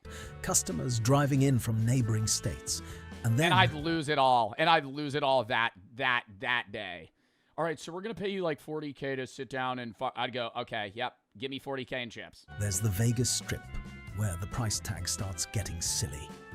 The Cosmopolitan opened in... And then I get really drunk. I'd go, give me a private room. Give me a private room and give me fucking a bunch of vodka pineapples. And then I'd get belligerently drunk on stream. Chat, this is the 100 that the fucking Wheel of Fortune hits. I'm telling you, this is the one. 2010. You'd see my eyes widen. I'd start hearing and I'd just be going. for $3.9 billion and is still the most expensive resort ever built on the Strip. God, I love that. Oh my God, dude. The smell of cigarettes at the casino, too. But the building... Some old person on the monitor going, splash zone. For it to then basically kill everything on Earth. Like, in my mind, I'm going, oh, it needs to be a meteor the size of the U.S. Of rock and dust into the atmosphere, which blocked sunlight globally for years. Then, the sulfur from vaporized rock mixed with... It's not small. I'm saying it's small in comparison to Earth. Water vapor came down as acid rain that poisoned water sources across entire continents. The food chain collapsed from the bottom up. Plants couldn't photosynthesize without sunlight, so they all just died. Herbivores starved because the plants were gone, and the predators followed. And the oceans weren't really any better. The acid rain and temperature changes killed phytoplankton, which is the base of the entire marine food web. Wildfires spread across multiple continents in the days. And then how the fuck did shit survive? Like, how did our little, like, mole rat ancestor mammals live in a hole and not die? Following the impact, triggered by superheated debris raining back down through the atmosphere, and the smoke from those fires added to the dust that was already blocking the sun. For months after the impact, the sky was essentially just black. The temperature swings were so extreme that regions went from tropical— Bro, when I watch shit like this too, I'm imagining like, oh, this is on another planet. No, this is like where you're standing right now. Like, this happened here. Thing that couldn't burrow underground or survive underwater had almost no chance. About 75% of all species on Earth— Oh, what are these ones called? These are chill as fuck too. They got the double horn and the one on the top, and it's like very bony. Oh, this is just a triceratops. All species, because they got three.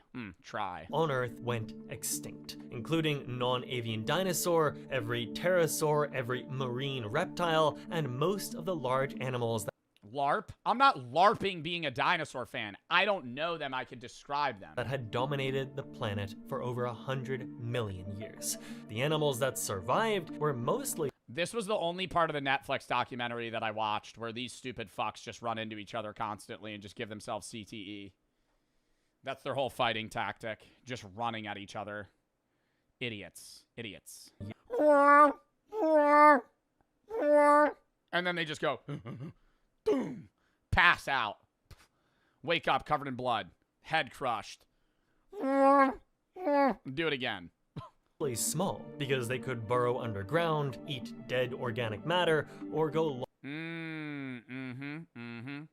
were mostly small, because they could burrow underground, eat dead organic matter, or go longer periods without food. Mammals, birds, crocodilians, turtles, small lizards, and insects, they made it through. But the recovery took millions of years, and for the species that were alive during the actual impact and its aftermath, every single day was a question of whether there would be anything left to eat the next day. At number 2, the Toba supervolcano, 74,000 years ago. This one is specifically about humans, and it's the closest our species ever came to— Yeah, wasn't there like 2,000 humans left on Earth total? Extinction. Around 74,000 years ago, the Toba supervolcano in what is now Indonesia erupted with a force that makes every other volcanic eruption in human history— Which is wild, because that means like that's why, dude, we have all similar ancestors. Like any person in chat or in the world,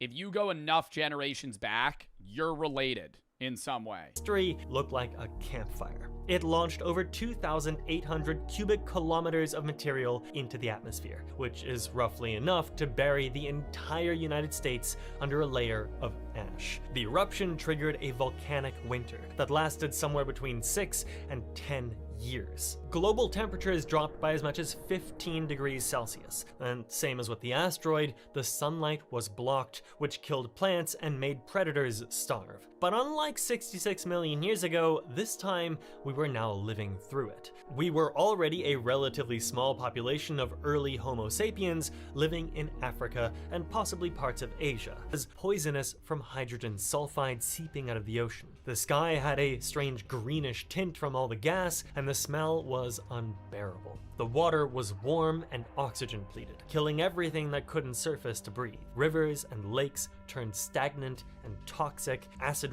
But then what's surviving? Are there just like little pockets of areas that are like somewhat livable where like creatures adapt and they're just kind of lucky off rip? Rain stripped vegetation from the land until entire landscapes were just bare rock and mud. The soil eroded into the landscape in massive quantities, further smothering marine life.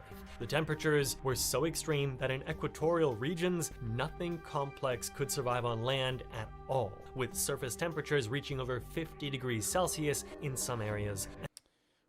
Freedom units. What is that? Surface temperature, 50 degrees Celsius to Fahrenheit.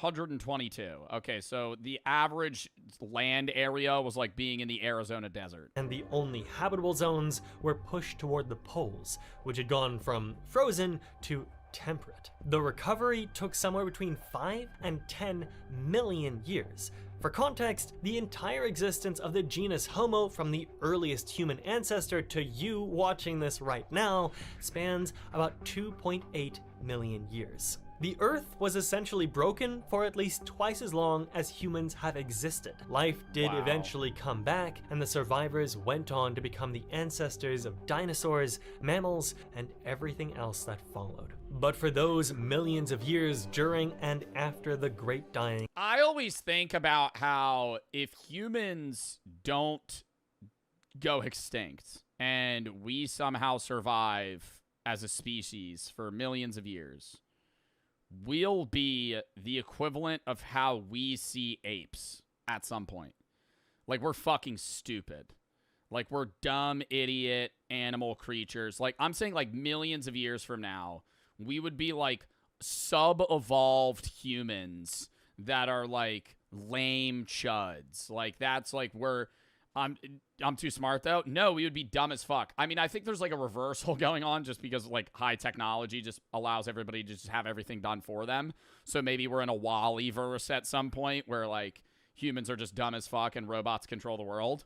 But, like, I'm saying, say that doesn't happen and humans do survive, that would be crazy. the planet was as close to sterile as it has ever been since life first appeared over 3 billion years ago. These were the 5 different ways. All right, WVED. Bro in my chat just said not to be annoying, but recap. Recap, the video's over.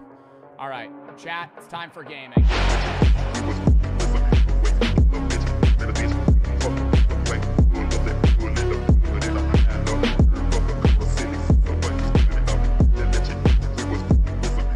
Into that. After thoroughly inspecting our hotel room, we went to bed for the night because tomorrow would be a traumatizing day for me, to say the least. I kind of want to get one of every single color. Oh god. Oh my god, I just realized we're gonna be walking out of here. Bro, this is a humiliation ritual. I'm not even sure. Right now I'm buying loofahs to help with today's game plan. Apparently these loofahs all have different meanings. Oh my god, is he actually gonna try and get into a party? Depending on the color, and they indicate what people are into. Want me to jingle your bells? So as I walk through this Walmart, I get bombarded with looks by old people who either want to get with me or think I'm a creep. Getting looks right now. I look like the freakiest freak. Well, if the shoe fits. Oh my goodness gracious. Someone's gonna probably approach me. I'm not even kidding. Why are you laughing? Oh, because it could be you're doing stuff for bathtub, or it could be the Villages thing. The Villages thing. That's the name for it. The Villages thing. Okay. What are you doing? Do these mean anything? Any of these colors? I don't know. I don't either. I'm sure someone in here does. Yeah, if you can look it up on the thing. Okay, so I came here with the plan of investigating this to see if it was real. I'm a little bit over my head right now. This one looks right. I don't know. Wait, what is the pineapple for again? What is the pineapple? People are looking at me because of the camera or because of what I'm holding. Oh my, she knows the old lady. Oh my god. Gosh, it's you again. Oh my gosh, it's the DoorDash driver. What's up, man? How you doing? Is this what we're thinking? Is this looking? Listen, I'm never one to yuck anyone's yum. I don't know anything about it, though. I don't either. I just grabbed the first thing I saw. I love the open-minded exploring. That's what Thank you. Well, I'm personally probably not exploring. I'm just interested in other people. No, you're exploring, big dog. You're gonna put up that teal loofah. The stories. That's really cool. This is an attraction device, literally and figuratively. He knows what we're here for. He knows the mission. Our goal here is to have somebody invite us. No. Oh yeah. Oh yeah. That's your in. That's your in right there, Greg. That's that guy's name. Mm-hmm. He's saying, you want to come to one of the parties tonight? Yeah, that's the I see the pineapple. goal. So we're gonna have a nice little trinket here on our dashboard. Okay, that's actually has. We're gonna hang. The game plan is super simple. We're gonna drive around all day today with my front windshield looking like this. How often do people actually stop you? Will anybody say anything? I'm very curious. I have to find out. And after about 5 minutes of driving, we saw this car with what looked like yellow loofahs. Can somebody please can somebody please get Marlon to go to one of these cities and not tell him that this is what it's about until like they're in the party? That would be so funny. Being like, yo, Marlon, we're going to go to this Villages place. There's going to be great IRL streaming there. They're all inviting him over. He's like, dude, everybody loves me here. It's the beginning. Because as I was walking around getting shots of the town, listen to what some of the Marlon and Lacey, what a great stream idea. Marlon and Lacey, go to the Villages. The locals had to say. Yeah. But you got to commit to the bit. I just started working here at right? Okay. And we were on break. Me and my friend were sitting down on that bench right there. Yeah. And the lady was like, you better be careful. They're gonna come get you. It was terrible, bro. Depending on the color loofah, if they have a loofah in their golf cart, depends on what they're into. I don't know if I'm allowed to curse on here, but A typical strip casino runs on a 25 to 33% net margin. So, out of $1 billion in revenue, you keep around $250 to $330 million.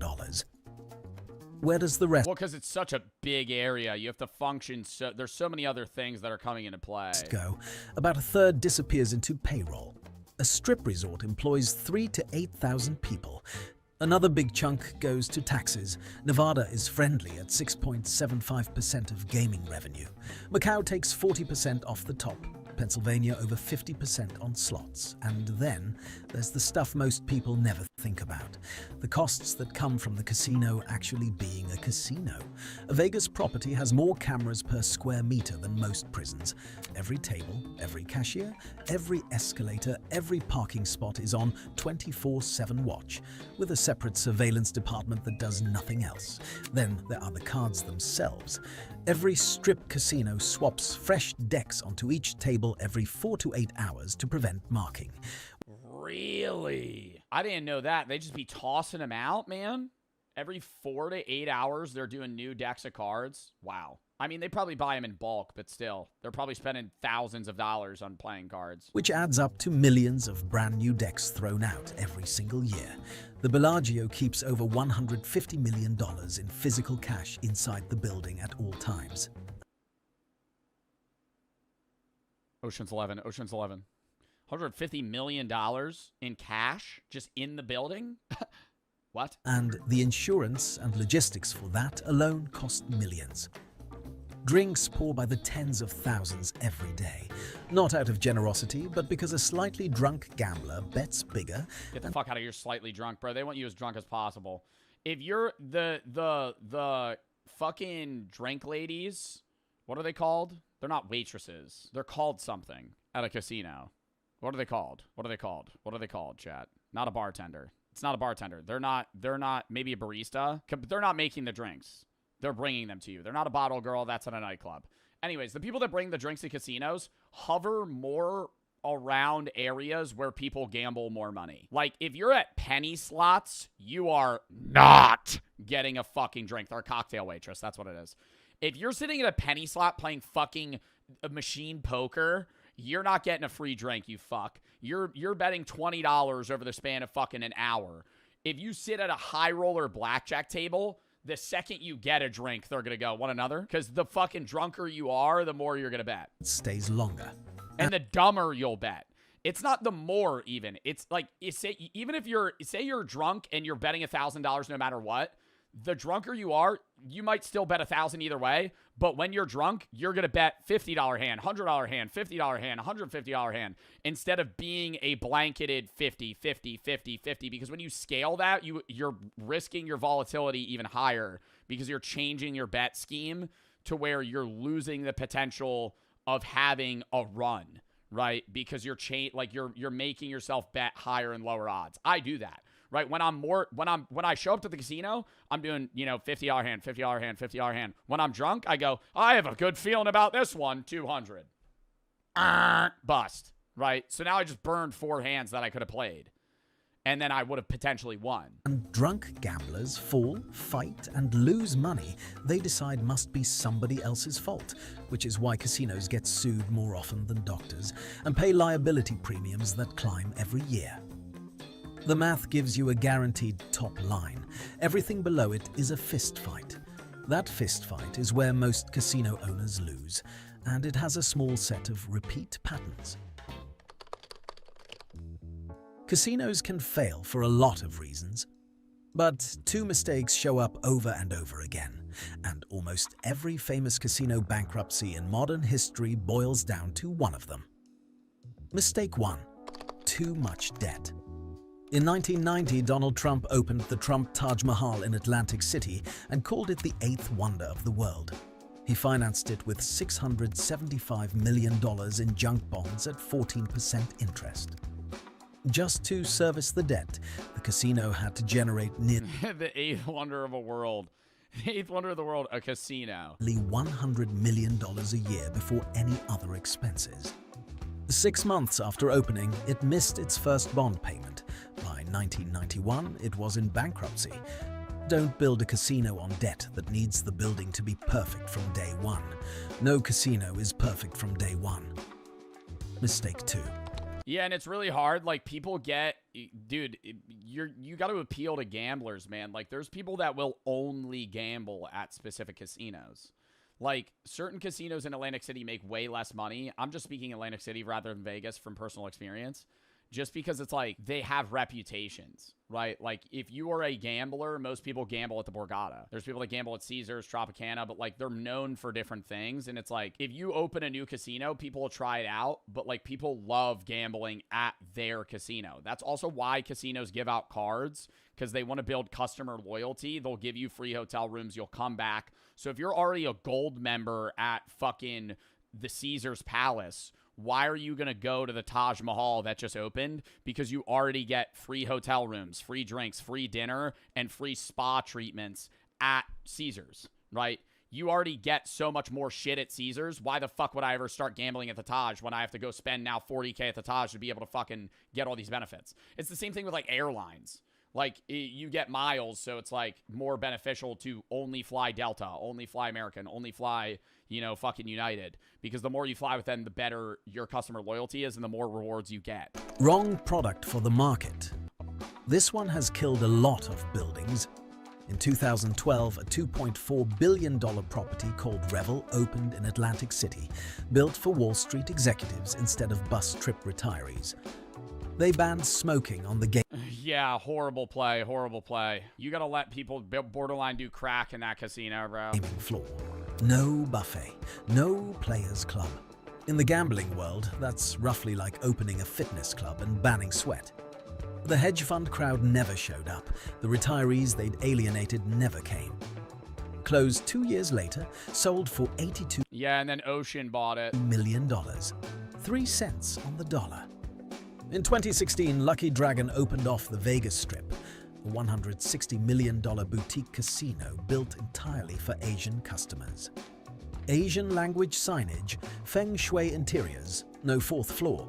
Turned out, Asian high rollers who flew to Vegas wanted Vegas. The fountains, the spectacle, the chaos. He has 80 million followers. None of these people are real. Well, obviously he's not real, but. No, dude, this is so weird. Oh, and we've got the AIs are LARPing too. That's awesome. Holy, he is a professional. That's literally just a version of clavicular. That's literally, I guarantee you that's the prompt that they put. Professional LARPer. Yo, let's be real, man. You're LARPing like crazy. Oh, he's already responding. The fuck are you talking about? No way. What? AI Clav calls me a slur on the fucking AI social app. Are you even talking about, Lowell? Please don't swear in my YouTube video. All right, fine. Okay, but $40 a year. Oh, you only have a certain amount of engagement per day that you're allowed to use. Okay, so you can interact with like 5 fake posts, and then you have to pay $40 a year so you could talk to fake people. All right, fine. Can't believe I'm paying $40 for this, bro. Oh my gosh. Fame is really getting to your head, Zan. Zan? Do not call me that. Fame is getting... Don't call me that, bro. You think we're that close? Wait, am I going viral? Wait, let me check my post. Wait, hold on. Wait, I got 15 followers already. 16 likes in 4 minutes. I know a trampoline face when I see one. How many times did you fall before you got this? The dog in the background is the main character. How did it see Milo back there? How did it see Milo in the back? I don't like this, bro. I don't like this. This is so weird, man. 20 followers. What else should I post? What do you guys think of my new shirt? Does it make me look like a famous cartoon character? Please let me know. Well, here's the weird thing is it's like he's refreshing and he's like, oh, I got 5 more followers. But it's not the same as like, okay, I got 5 botted followers on Twitter or like Instagram or some shit, because it's like everything's fake. So the AI is just creating an algorithm to make it seem like you don't actually have any. It's not even that they're bots. There's no followers because they're not accounts. You're just interacting with like AI models, and then it's just showing you a number that you actually can't look at. This is 26 followers. Holy cow, man. Fame really is getting to my head, bro. Wait, I'm getting DMs. What? You actually look like you're on a set in that pic law. What is that fucking profile picture? Bro's shoving 9 hot dogs in his mouth. So, yo, what are you talking about, Brian?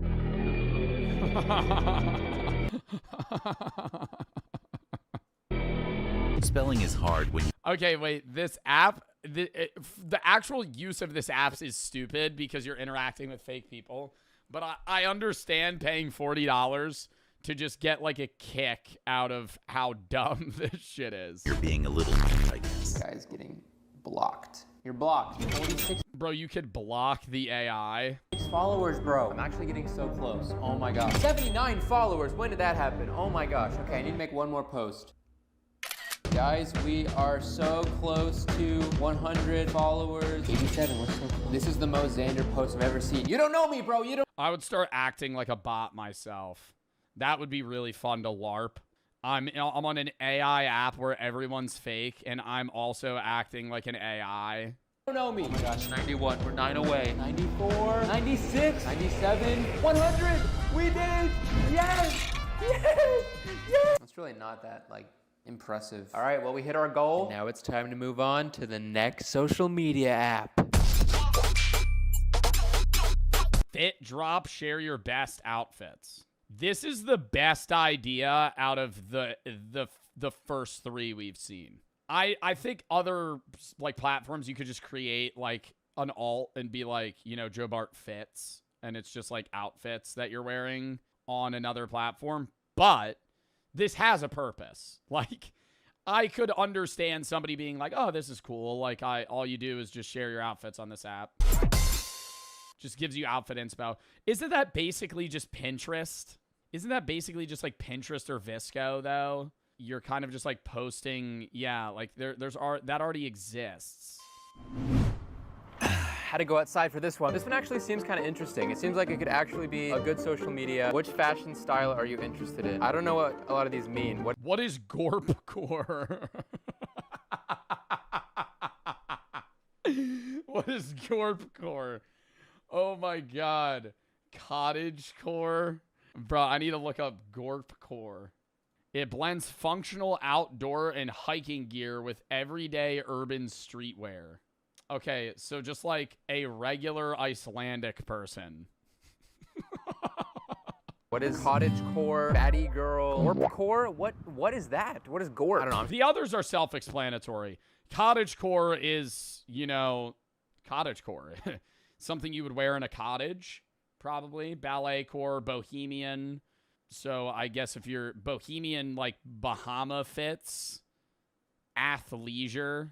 Wouldn't athleisure be kind of under the same umbrella as gorpcore? Soft girl? What does that mean? Western. Light academia. Just select all of them. I don't know. Every single one of them. I like all of them. Even Western. All right, I have no friends on FitDrop. I have friends in real life, just not on FitDrop. But there's a discovery tab so we can see other people's fits. All right, that's kind of less of a the McLovin fit. Hell yeah. a fit, more of just one shirt, but I'll let it slide. Now this is tough. This right here is tough. Wow, she is ascending with that outfit. Wow. I respect the pose. That's pretty cool. Gorpcore. Okay, this is Gorpcore. This is just, man, this is just, I can't. These are just, these outfits are just, they're just too many. I think I need to show these people on FitDrop what a true fit check is. I gotta go to the place where you can find the best fits possible. I need to get a W outfit. Bro, you could actually get the best fits possible at Goodwill. You just gotta sift through the shit-stained fucking jeans.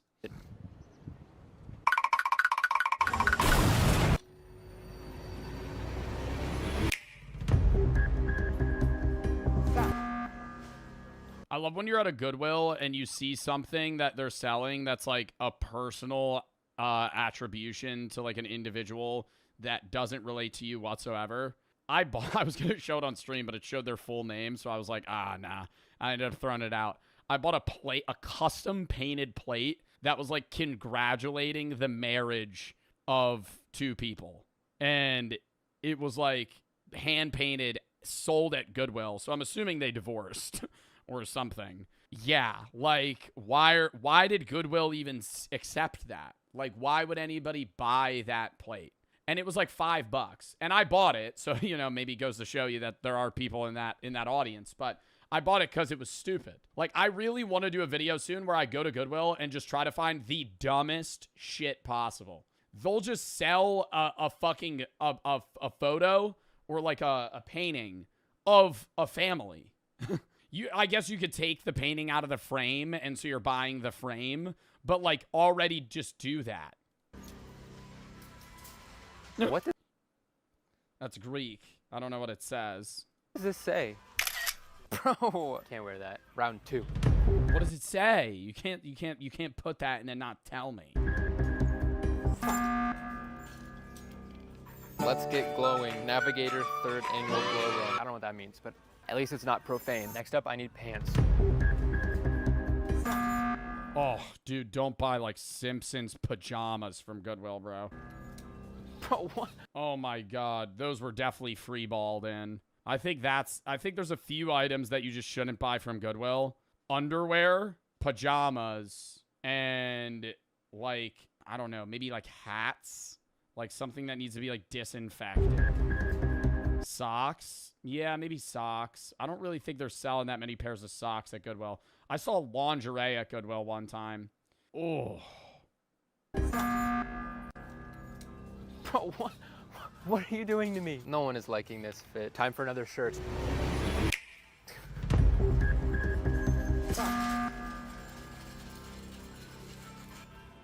Vibe. That's not a bad shirt for $7. It's actually not a bad shirt. This shirt is so small. Not a good shirt, but, you know, $7 just says vibes. Like, people aren't really going to bat an eye if they saw you wearing that in public. That's a bad shirt. Who is this, bro? All right.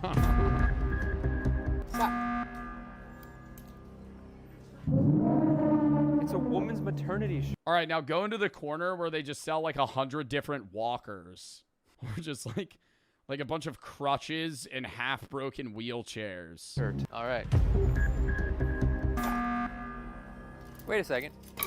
Oh my god, these don't look too bad. You find like fucking 48 waist shit-covered fucking jeans. Oh, dude, what a sick pair of Levi's. Look in the fucking inside. They're just covered in poop. The 5 worst periods to be alive in history. There have been moments in Earth's history where being alive was almost impossible. Periods where the planet turned against everything on it and survival became the most important part. These are the 5 worst times to have been. But we're not talking 5 worst periods to be alive as a human. We're saying the 5 worst periods to be alive at all, right? Surely on that list has to be the giant bug period, okay? I don't know if y'all be reading up about, you know, periods in ancient history, but the fucking time where Earth had, like, I don't know, 4 times as much oxygen as it did, and there were, like, 15-foot centipedes, and bugs that were like the size of humans, yeah, pass. What was that period called? What was the period where with giant bugs? Why does that show up? Oh my God, why is that the first fucking thing? The Carboniferous period. 359 million years ago. Oxygen levels were at 35% compared to today where they were 21%. Arthropods grew to massive sizes. Giant millipedes grew up to 8 feet long. Imagine this. Imagine walking. I mean, humans weren't alive, but imagine seeing that shit. Oh, fuck no. I'd still rather deal with that than dinosaurs. If we're talking worst periods to be alive as a human, dinosaurs is worse. I think worst periods alive just means like the struggle to survive. Probably like a blackout period. At number 5, the Ice Age, 20,000 years ago. If you were a human... Yeah, humans were alive then. They used to build like Neanderthal... I don't know if Neanderthals were alive 20,000 years ago.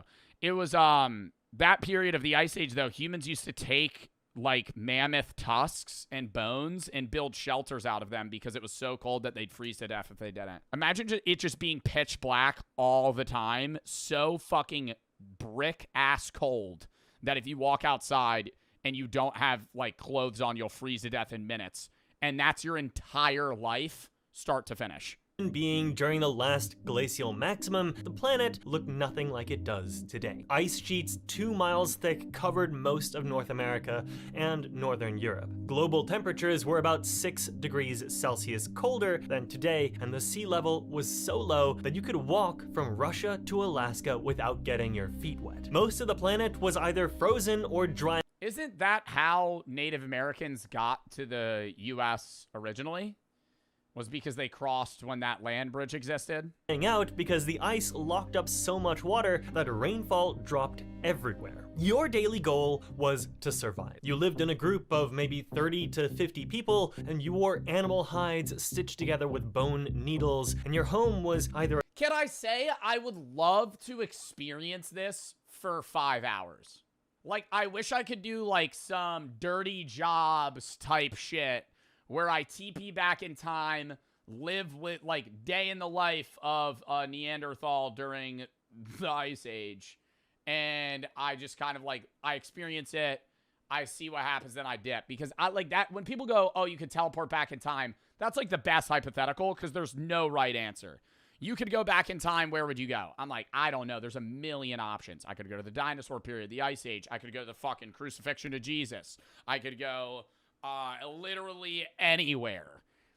And I have to pick one. A cave or a shelter made from mammoth bones and skins. Food meant hunting animals that were actively trying to kill you. Woolly mammoths weighed around 6 tons. Cave lions were big. Imagine the fucking exhilarating feeling of taking down a woolly mammoth.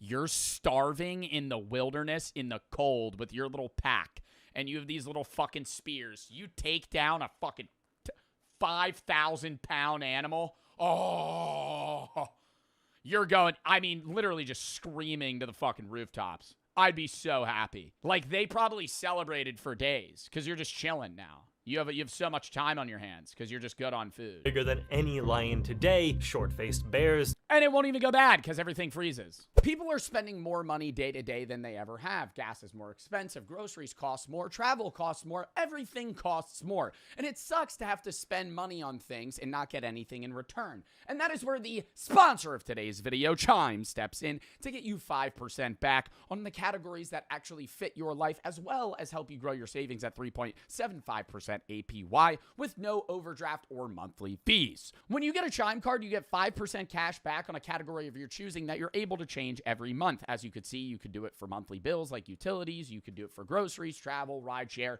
whatever you please. For example, this is what it might look like on your app if you end up using it on groceries. You spend $210 at Trader Joe's, you get $3 back. It adds up over time. It's something that you would normally not have, and over time you're able to spend, $115 more that you didn't have previously. I specifically choose for travel because I am constantly flying and going places and doing stuff for content. So if I spend $5,000 on flights, rooms, boards, whatever it is, I get $250 back for doing nothing.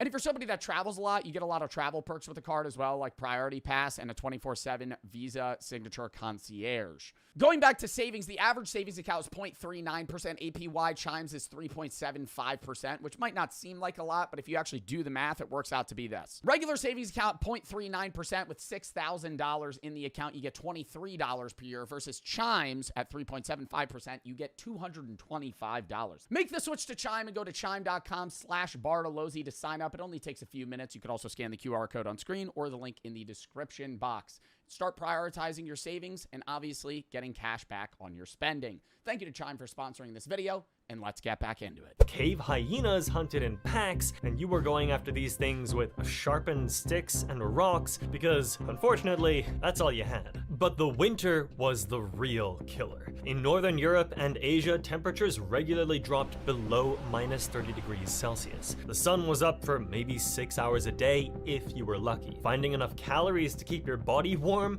meant eating. How do you kill a mammoth? How do you kill a mammoth with just fucking sharp sticks, bro? I'm never getting over that. I understand humans are like long hunters. I know it's spears. Like, what makes us better than other species is like they're fast-paced hunt, kill predators, whereas we're like, we'll tire you out and then you chase them to a point where they give up and then you just kind of beat them to death over time. I just can't imagine, though, a woolly mammoth could just charge you. Oh, even if you're 20 humans surrounding it, it just goes, whoomp, knocks your ass out. Your best friend in your fucking pack just got his head split open, and you're just like, still running at that dude? Hell no. That's why it's like when the gorilla debate happened, where it was like 100 people versus one gorilla. Like, yeah, I'm in the mindset of we gotta eat. They are starving, so that's also a factor. Like you feel that you haven't eaten in weeks or a week, you know, and you're like, I'm hungry as shit. We're killing this mammoth or we're dead. So you're in that mindset as well. But I mean, imagine just watching your friend get full clipped by like a fucking hyena. And you're going, yeah, let's kill it. Hours a day if you were lucky. Finding enough calories to keep your body warm meant eating roughly 3,000 to 4,000 calories daily, which is pretty difficult when the most of the landscape is frozen and the animals you need to eat are better hunters. Yeah, I never even thought about that. By calorie amount, ancient humans ate more than the average person. And we have like calorie-dense slop foods. They were just eating all the time because you're just so cold, so your body's using calories to conserve heat, and you're running around way more than like a desk job. Than you are. If the predators didn't get you, infection probably would. A cut from a flint tool, a broken bone from a fall, a bite from something you were trying to eat, any of these could kill you because antibiotics wouldn't exist for another 19,900 years. So your life expectancy was somewhere around 30 to 35 years, and most people weren't that lucky. But at least humans survived this. They adapted, invented better tools. I gotta say as well, whenever I think of ancient humans, the life expectancy is also really low because of infant mortality. But imagine being an ancient human having to deliver a baby. Being like not historical medical knowledge. There's no written history with you guys. Like, yes, there's word of mouth from like generation to generation, so they know how to deliver children. But like, you're just like a mother and you're like, I kind of know what's about to happen. Like, oh, you don't know what you're in for. You gotta squeeze a baby out of your fucking vagina. It's gonna be sopping wet in the cold, so it might freeze to death. Then you gotta cut the umbilical cord. You're bleeding to death now. Now what are we doing? Like, holy fuck. C-sections? Well, they weren't doing C-sections then. Oh my god, no. Or now they have shit. Now they have stuff at hospitals. They dilate you. So they get I don't even know what medicine it is. They give it to you and it makes it easier to give birth. Imagine giving birth in like a cave and it's 50 degrees. And eventually the ice melted and the world warmed up. The Ice Age was brutal, but it is nothing compared to everything else on this list. And it's worse, dude. When I was in Wyoming, I saw a cow carcass picked clean. And it was because the mom gave birth to the calf at night in the winter. The calf froze to death because she couldn't lick it clean first. And then wolves that night ate it. Number 4, the late Jurassic, 150 million years ago. Forget about being human for this one because we didn't exist yet. You're a small mammal. Maybe the Our ancestor, by the way. You are a direct descendant of something that looked like that. What the fuck? I quit.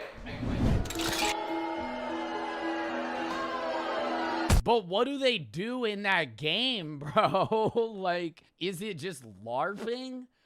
Like, they're saying you could do whatever you want. You could be whatever you want. It kind of just looks like a chat room. Like, there's no jobs. There's no activities. You just kind of spawn in, I'm in Tokyo now.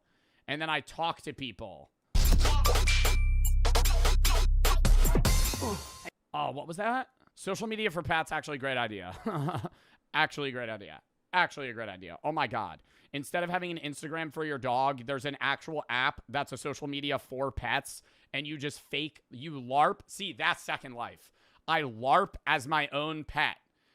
That's awesome.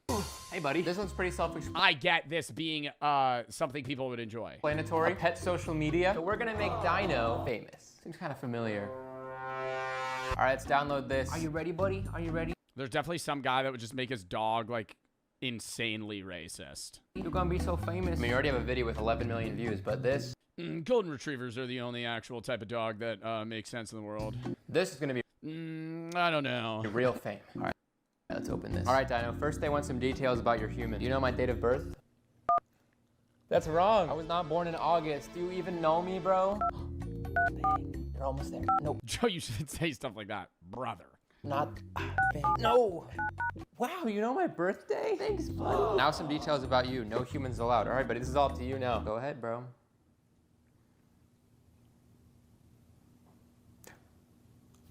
I thought I was about to do it. What species are you? I'll say dog. Profile picture. What other options were there? Is there horse, bird, cat, dog, rabbit, reptile, rodent, or other? Oh my gosh, he posed for that one. Little top hat. What a dapper... Benjamin Buttons. Benjamin Buttons. An old lad just trying to make new friends. Guy. What should we write for the bio? Let's write... Maybe I should just let Dino... I would give... Bro, see, I would give him a profile. That's what I would do. I'd say, his name's Benjamin. I know, right? What he wants. Come here. 1 comma? Seriously? Oh, you wrote butt? Come on. No. Nuts on. I mean, that's accurate. You haven't been neutered yet, but like, geez, dude, that's gross. Oh my God, haven't been neutered yet? Bro, you ever been around a male dog that still got their nuts? Holy shit. You get your leg humped 9 times out of 10. Oh. Any male dog that has their nuts, oh, it's Hump City, dude. Yeah, no, you're right.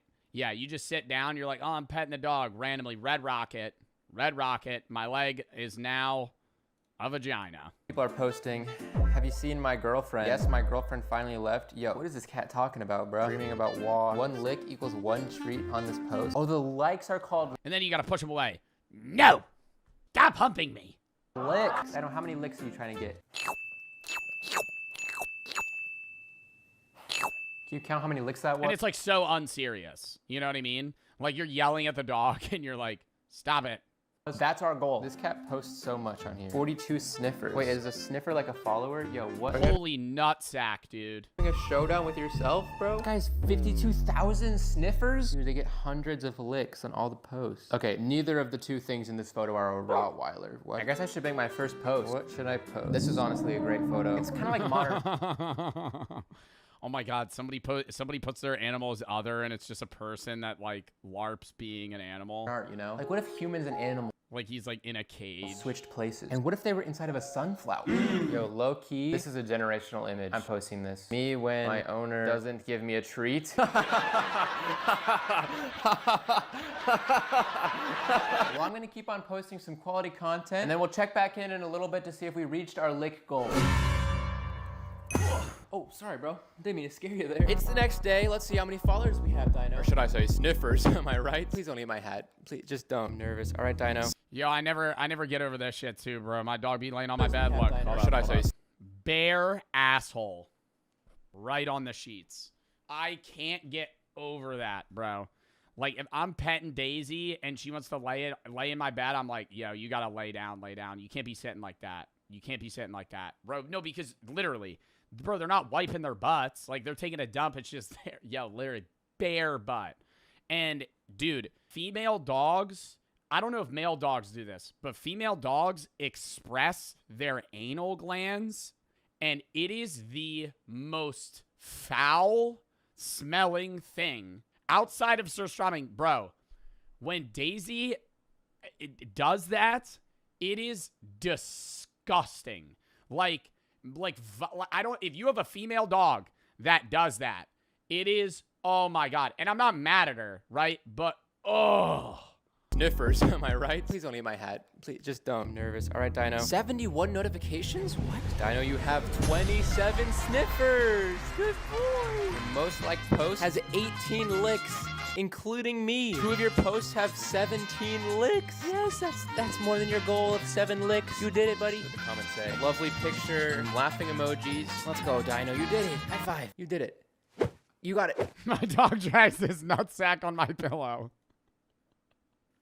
Yes, good boy, you did it. I better see some W dinos in the comments. All right, Dino, can you say on to the next app? Oh my God, no, it irks me, bro. I'm so serious. I'll be laying down, Daisy will jump up on my bed, sit on the blanket, and I'm like, oh, her asshole's right on the blanket right now, bro. I'm gonna have to lie. So I'll move her, and then she'll inch up, but she'll scoot her butt, and I'll go, oh my God, bro, you're just wiping your ass on my blanket right now. And then the next day, I'm like, I gotta wash my sheets. Close enough. Divine. Bro, Vine needed to die, okay? I know they removed it, but like long term, dude, a app with 6-second videos is not going to be long form performable. Like it, even if they never deleted it, like an app like TikTok would have taken its place regardless.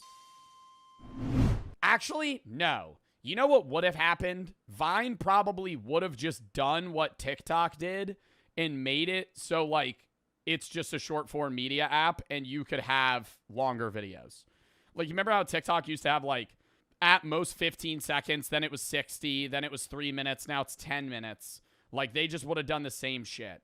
All right, I have been waiting for this one. Oh my gosh. Hey guys, if you're a fetus and wondering what Vine is, basically it was a social media app that was very popular around 2014. Oh my God, bro. Oh my God, bro. I literally were talking about this yesterday. I used to post Chief Keef, bro, when I was 10.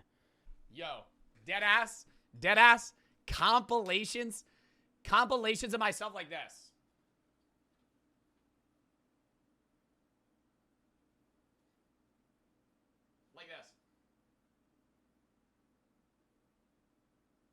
And I used to get made fun of so bad, bro. Oh my God. No, I got borderline bullied for that shit too, bro. I remember I went to school the next day, bro, and the girls in the class above me mentioned it, and bro, they just started laughing at me. Bro, I used to have a troll face shirt that said, "You mad, bro?" And I used to wear that shit in like fucking 5th and 6th grade. That's right. That was before TikTok and even before YouTube Shorts. The premise of the app is that you could only post videos up to 6 seconds long. So it really forced people to get creative and funny to make their short videos go viral. And that produced thousands of iconic videos from that era of the internet. But in 2017, the app got shut down because it just wasn't making any money because all the videos were... Oh, is that why? Is that why? I thought they just wanted to end it. Was it really? Oh my God, it failed to monetize the platform, struggled to compete with rivals like Instagram, and couldn't financially support its top creators. Yeah, because there's just no, I remember, bro, there was like articles about how Nash Greer and like Cameron Dallas were making like $20K a post. But it's like, bro, like you're sponsoring Nash Greer to be like, hey guys, eat goldfish. Hey guys, eat goldfish. Hey guys, eat goldfish. Like you can't have a CTA. There's no talking points. Like there's no monetizable aspect. Like, if you're a company that wants to input an ad, like, your ad has to be 6 seconds. Like, you're not going to be able to make money. 6 seconds long. So, yeah, that's why it's a... Musical.ly was a competitor. Yeah, but Musical.ly was, like, so much more dance. There was, like, no comedy on Musical.ly. It was, like, Jacob Sartorius doing, like, thirst traps. Such a big deal that all of a sudden there's just a remade Vine app on the App Store. You can wear my sweatshirt. Now. Just go ahead and And you can tell your friend. download it. Let's just hope that my years of watching clean Vine compilations on YouTube when I was 12 years old will not be for nothing. Create a new Divine account. You gotta be joking. Seems like if you comment Divine Inspiration, you'll get an invite code sent to your DMs. Oh my gosh, it worked. Let's freaking go. Why would it make my name that? I can't escape, bro. Oh my god. Please, for once. Quickest bonobo, 67. Let me have it. Please. Bro, who? All right, profile picture. There we go. Look at that, a beautiful account. All right, let's watch some Vines. I'm so excited. What will be the first Vine I see? Ladies and gentlemen, the best show you've ever seen. Woo!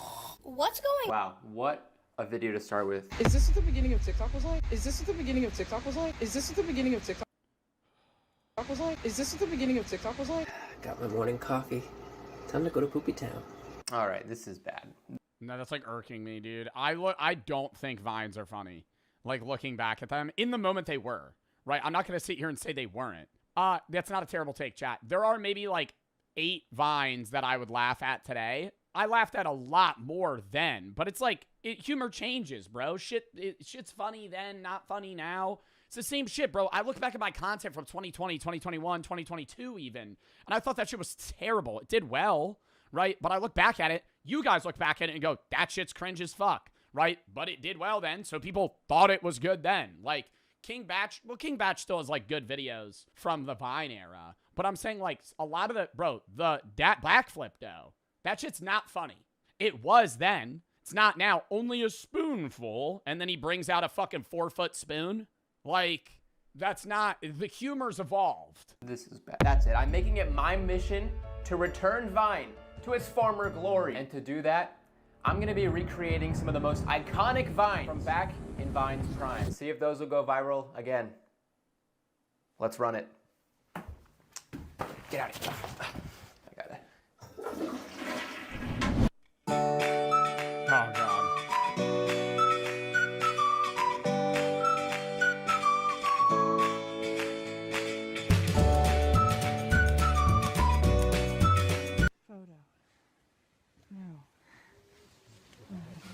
Hi. Okay. Like, that shit was gold, bruh. That was the video for like 2 months. Like, there's funnier shit now, dude. Hi. Okay. Okay, this one's a classic. Avocado.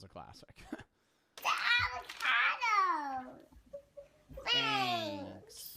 It's an avocado. Thanks.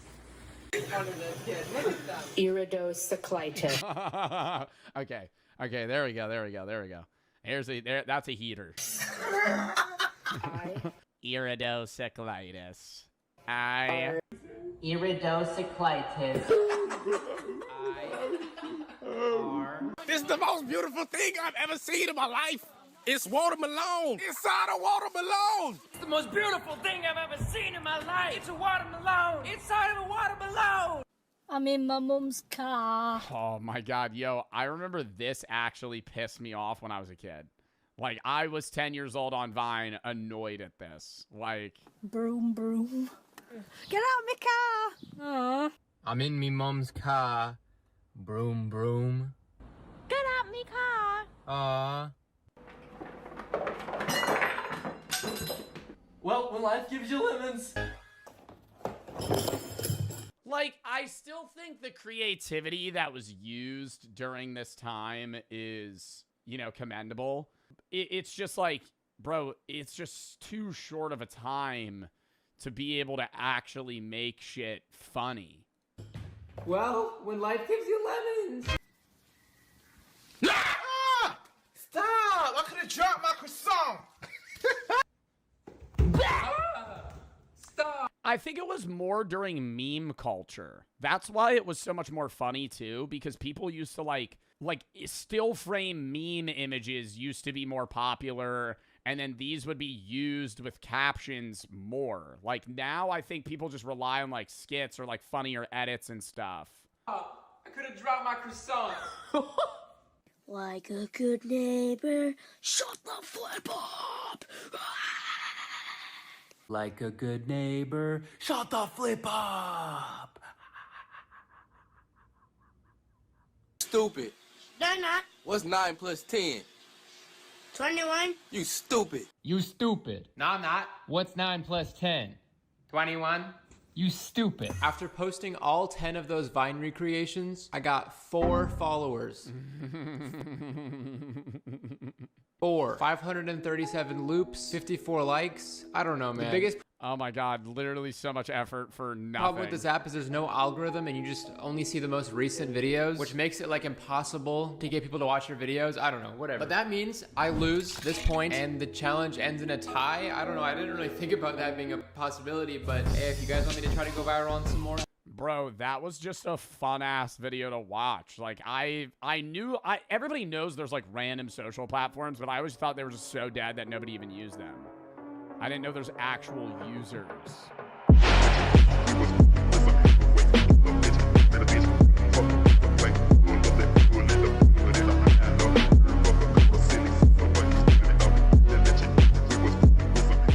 That's Gramps. That's Unk. Right there. Small mammal, maybe the size of a little shrew, living in a world that was not... Little rat. If those fuckers didn't have sex in a hole 150 million years ago, you wouldn't exist. That makes you dissociate. Shrew, living in a world that was not built for you. The late Jurassic was the golden age of dinosaurs, and everything was massive. The average temperature was around 20 degrees Celsius globally, there was no ice anywhere on the planet, and the continents were arranged in ways that would make a modern map completely useless. North America alone had over 40 known dinosaur species. Favorite dinosaur right now, chat. Ankylosaurus. Ankylosaurus is the coolest dinosaur, and this is why. Also, fun fact, I heard this, and I said that's so true. If you ask somebody, what's your favorite dinosaur, and they can't tell you, they're boring. They suck as a person. They don't need to know the name, okay? You don't need to know the name. They have to be able to describe it. If they can't describe their favorite dinosaur, they don't need to know the name. They can't go, oh, the one with the little fucking spikes on the back. If they can't say that, they're lame. This is my favorite dinosaur. He is a tank. He is a wrecking ball tail and full armor. That is badass. He's not even, like, killing people. This is just for protection. Oh, and look at his skull. Literally just pure meathead. What are some other notable pecs on this list? I think if you go Barriosaur, you also learn a lot about somebody's favorite dinosaur. I think you could learn a lot about somebody based off their favorite dinosaur.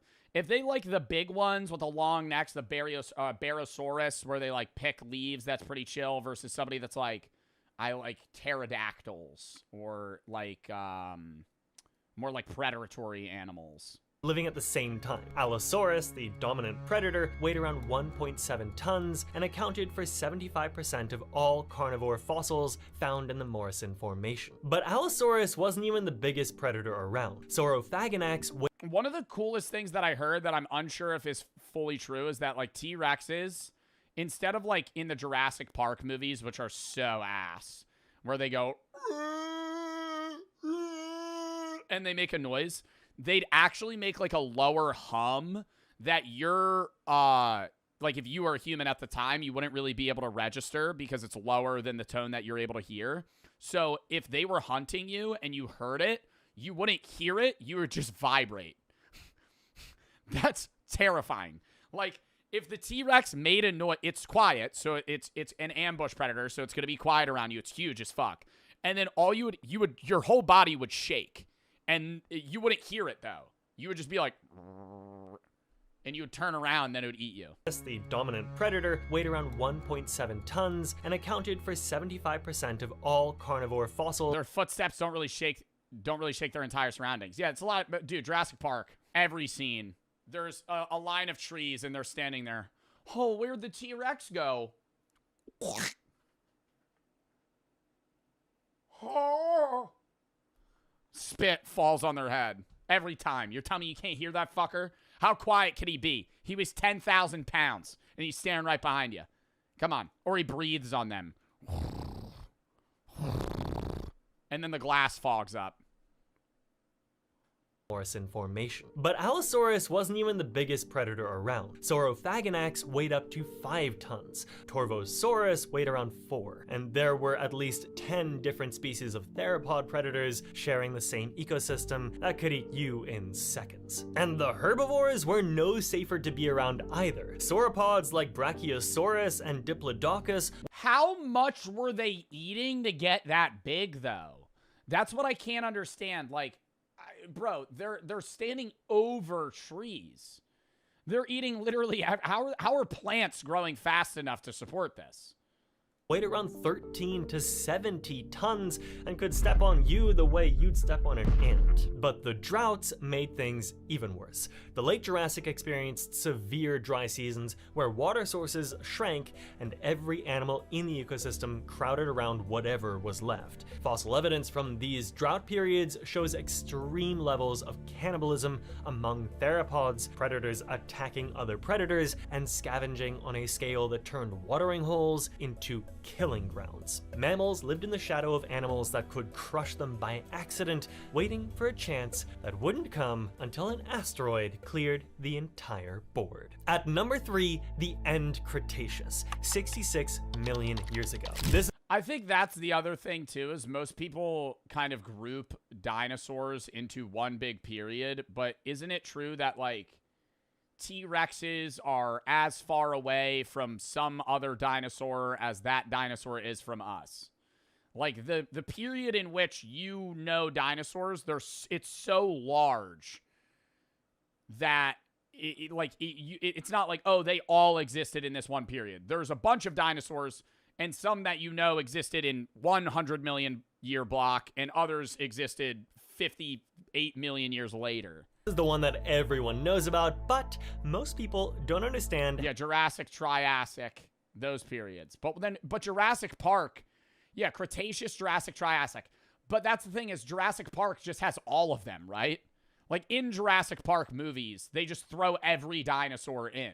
How bad it actually was. An asteroid roughly 12 kilometers wide hit the Yucatan Peninsula at around 20 kilometers per second. The energy released was billions of times more powerful than any nuclear weapon ever built. If you were anywhere within about 1,500 kilometers of the impact, you were dead immediately. The shockwave flattened everything. Beyond that radius, things didn't get that much better. They just got slower. The impact launched billions of tons of rock and dust into the atmosphere, which blocked sunlight globally for... Bro, that's wild though. Whenever they say that, I'm like, that's such a small... Like, I know it's a big asteroid, but what a small, like, oh, she's gonna try and get you drunk. Good, and what are you drinking? Charlie. My name is Matt, but people call me Charlie. Charlie, okay. Yeah. I have a boyfriend. I don't need a bunch of guys calling this sex symbol.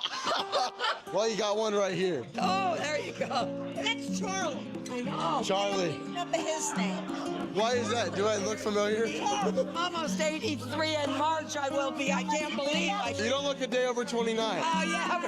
Now listen, Charlie, I don't have my boots on, so don't spread no more shit. Okay. We want to see you on the dance floor. Oh, I can't. Oh, I used to dance every dance. Well, I can't because my back is shot. Mine too. I got scoliosis surgery. Yeah. And I had 3 surgeons say they can't do anything for me. Really? Oh, I hate that. I got back and shoulder surgery too. I say every year I'm closer to being fully bionic. Oh, yeah. Like a robot. Yeah, I have a knee and a hip. I'm gonna need that soon too, probably. Otherwise, I'd be out there shaking my shaggy. Swinger capital of America. Is that true? No idea. Yeah, no, yeah, okay. I heard this is a... I applaud your shirt for here. Thank you. Why is that? I heard this is a swinger capital of America. Is that true? Oh, 100%. I've been a bartender here for 23 years. Oh, you right there have a bunch of... Oh, he's gotten into some of these fucking parties, let's be honest. But he's been a bartender here for 23 years. I'd say, give me the inside scoop, pal. What are these parties like? Eyes on you right now. I know. It's a solid move. Yeah, I keep seeing you here looking at my shirt. I heard it's the swinger capital of America. Is that true? It's all right. I wouldn't say swinger, but just, you know, it's a good place for singles. A good place for singles. Okay. I'm single. Oh, okay. I'm not, unfortunately, but... Yeah, you too, man. Oh, good evening. How are you? Good, good, good. How are you guys? Good. What do you guys think about my shirt? What do I think of your shirt? It's buttoned incorrectly, but yeah, it's good. I went inside, and some people were coming up to me because the upside down pineapple. I wore this by accident. I know there was a meeting to it. I'm not going there. Sorry. Okay. You're on your own that way. No, I'm not going there. No. Wow, so they all know, but like some of them are about it, some aren't. No, I wasn't asking. I'm just saying, like. No, so the joke is. Keep walking. Well, I didn't mean to bother you guys. Seriously. All right, don't be a dick. Interesting. Yeah. You guys have a good night. I think you're in the wrong neighborhood. Oh no, what are you gonna fucking hurt me? You're in the wrong neighborhood. What are we in Kensington? What the fuck kind of stupid ass comment is that? You're in the wrong neighborhood. Shut up. Shut up. I would have been such a dick. He was so nice.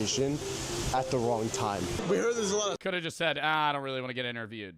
Could have just started out with that. Swingers here, so we're trying to get to the bottom of that. Pineapple? Yeah. Nice. He was. This guy.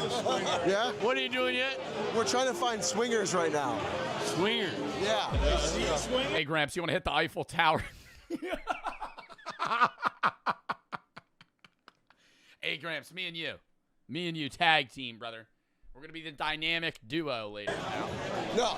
No, not yet, not yet. Hey, you want to learn? Oh my God. That was good. I'll give you nuts for that one. I really couldn't get mad at bro because I really did just walk into that one myself. But now watching this back, I realize how bad I look. And, well, it's out there on the internet now, so. Anyway, I've been here in the villages for the past 3 days, and if there's one thing I could take away from this, it's that all these people seem very happy. Like, look, there's a sense of community. Everyone shows up. Yeah, outside that one couple outside. Seems like they got denied from one of the parties, and they were upset about the pineapple question. I mean, god damn, dude. Up in their golf carts. Hey! Everyone shows up in their golf carts. They're all very friendly. I definitely ran into some swingers, but I don't think everyone here is. That's, like, unfair to just say, like, generally. Well, and he was filming and shit. Like, I think if he just showed up, wore regular stuff, and maybe, like, the pineapple shirt or whatever, and was just like, hey, I think there was a chance they would, like, let him in. All right. Next video, chat. Was Stewart, but he was completely transformed. American scientists augmented him in an accelerated version of the Mega Minions program from Despicable Me 4. The order was given to fire. I haven't seen Despicable Me 4. But Mega Stewart was there. Bullets bounced off of his rocky yellow hide as he worked himself into a frenzy. The SS commandos could do nothing as Mega Stewart sadistically killed them, the horrors of Warsaw fresh in his mind. The leader took Kevin hostage and revealed the detonator to a bomb. He threatened to collapse the ice cave. They were standing on its roof. Mega Stewart simply reached out his arm. They can't die! What? Don't step any further. Don't step any further or Bob gets it. Bob gets what? Ripped the Nazis' mind to shreds. What? Mega Stewart simply reached out his arm and ripped the Nazis' mind to shreds. In seconds, he relived every atrocity he ever committed, with such intensity his brain cooked like an egg. Several months later, Kevin effectively became the leader of the Minions, and they began construction of an impenetrable ice fortress around the cave. Minions the Pentagon! Proved to be far more isolationist in this timeline, and the next time they exposed themselves to humanity, they would be prepared. One morning, Kevin walked in on Stewart putting on his super suit. It's time to say goodbye, Stewart. Oh, I thought that was just his body. Explained. His American handlers needed his help on the Pacific Front, and he was duty-bound. Years later, Stewart testified at the Nuremberg. I wonder how Stewart's gonna feel about the Vietnam War in the coming years. Trials. They showed all that remained of Hitler's body. What do you think his response is gonna be there? Just a burnt jawbone found in a bombed-out crater. On the slide, Stewart noticed the remains of a pair of goggles, cracked and blackened by heat. That was all that was left of Bob as well, he realized with mounting horror. Poor Bob. Sweet, innocent Bob. It seemed he had stayed by Hitler's side throughout his final days in the Führer bunker, although rumors of a yellow creature spotted in Argentina persisted for decades. The cold Bob fled to Argentina to live out Nazi ideologies in a German community in South America. War began. Stewart played an instrumental role for American intelligence. He worked alongside the supervillain known as the Bald Terror, who would later prove to be the father of one Felonious Gru. Spy satellites revealed a plutonium production complex at the Minion Autonomous Oblast. But all that happened in Minions 2, Cold War. While researching this video, I was actually able to find Bob's goggles on eBay. I bought them, I couldn't resist, and I went and put them on my shelf. I can't wait to see what else goes up here. If you like this, you'll probably like my next video too, which I'm calling I Get $1 Million, but I'm hunted by a genius gorilla for life. I'm trying to make these videos. I gotta subscribe to Mitchell Sack, bro. This guy is fucking... What video is he making? Oh my god. Hunted by genius gorilla for life. He just posted that 2 hours ago. Bro, he only has 3 videos. Oh my god. Thriving internet theory. This one from a goofy idea based on a meme to a genius alternate history thriller. Top 10 debut video. What if Mossad kidnapped Bob from Argentina to go on trial? Must be the sequel to this. The Minions served Pharaoh, Dracula, Napoleon, 3 figures responsible for innumerable deaths and enslavement. They would find absolutely zero issues with Hitler's atrocities. Yeah, I mean, like, aren't they effectively just... I mean, that's if we're going... Like, I'm just basing how I perceive Minions, how they act and how they think off of their interactions with Gru. But if you're going off of the Minion movie and how they... and who they've, you know, like, served previously... they would technically be fine with anything that anyone did. But how do you think they would find the most evil person? After him, it's like, now there's just a handful of people that are like serial killers, dictators. I feel like it has to be in a utilitarian perspective of like, who's doing the most evil worldwide? All right. I know where you just get a fucking phone call and it's just Kim Jong-un's face. It's like John Pork, but worse. Sounds like it's so strange. It's like way worse. How should we legally understand the family? Who are relatives? Can't relatives marry? I wonder if the idea is giving. Wait, what? Legally understand really is exactly what it sounds like. It's so strange. It's like, how should we legally understand the family? Who are relatives? Can't relatives marry? I wonder if the idea is giving every single person the same set of ideologies and learnings, and even there's like a humor section here, so that they affect. Yeah, it says something about same-sex marriage. I'm assuming North Korea doesn't like gay people. Effectively become the same person to squash individuality. There's even a cooking app which guides you through how to make traditional North Korean cuisine. And all of these more official looking apps, they open by first showing you a famous quote from one of their leaders, which so feels like something you'd see on the loading screen of a dystopian video game, but this is real life. And then there's also just a ton of games to play. Oh my god, ton of games to play. This shit looks like it was made by ChatGPT yesterday. That looked like some shit I would have played in like 2008. Most of them feel pretty simple, with a big emphasis on offline play, which is true for the whole phone experience. It's actually wild how much we've been able to show and do, and that's all no doubt because the internet situation in North Korea is so sketchy. So crazy amount of stuff on both of these phones. But there's a very good reason for that. See, getting new apps is not as easy for North Koreans as it is for us. They have an app store. You can download apps on your own, but, and I can't actually quite wrap my head around how this is the reality, you can't open those apps until you've taken your phone to an in-person store where they will authorize them for use and download the necessary back-end data for them to function. And believe it or not... What? So if you want to download an app to use it, you have to basically redo like a background check at like a physical fucking phone store for them to like give you access to play fucking Flappy Bird. There's an extra wrinkle that comes with this. Your apps in North Korea expire. So this one here is telling me it's... Oh my god, you have to get renewed access to use an app. Oh my god. Do you have to pay? Is that money? Run out, and is basically asking if I want to pay for 6 months or for 12 months for a bit of a discount. Effectively making Oh my god! Don't let EA get their hands on this. Don't let EA get their fucking hands on this. North Korea's charging people to use an app. They have a paid subscription service for like a fucking free thing. Like just a regular app you would use on your phone. Free app, a paid subscription, even ones you would not expect to be, like the laws of North Korea. Bearing in mind, North Korea is one of the poorest countries in the world, with its national income per person being just 3.4% of that of South Korea. Then how are they buying phones? This has to be solely restricted towards like the top 5% of North Koreans. Like I could see the average not the average North Korean. I could see like a middle like not middle class. I want to say the median North Korean individual by income having like a pager where they have like a phone that like is so restricted.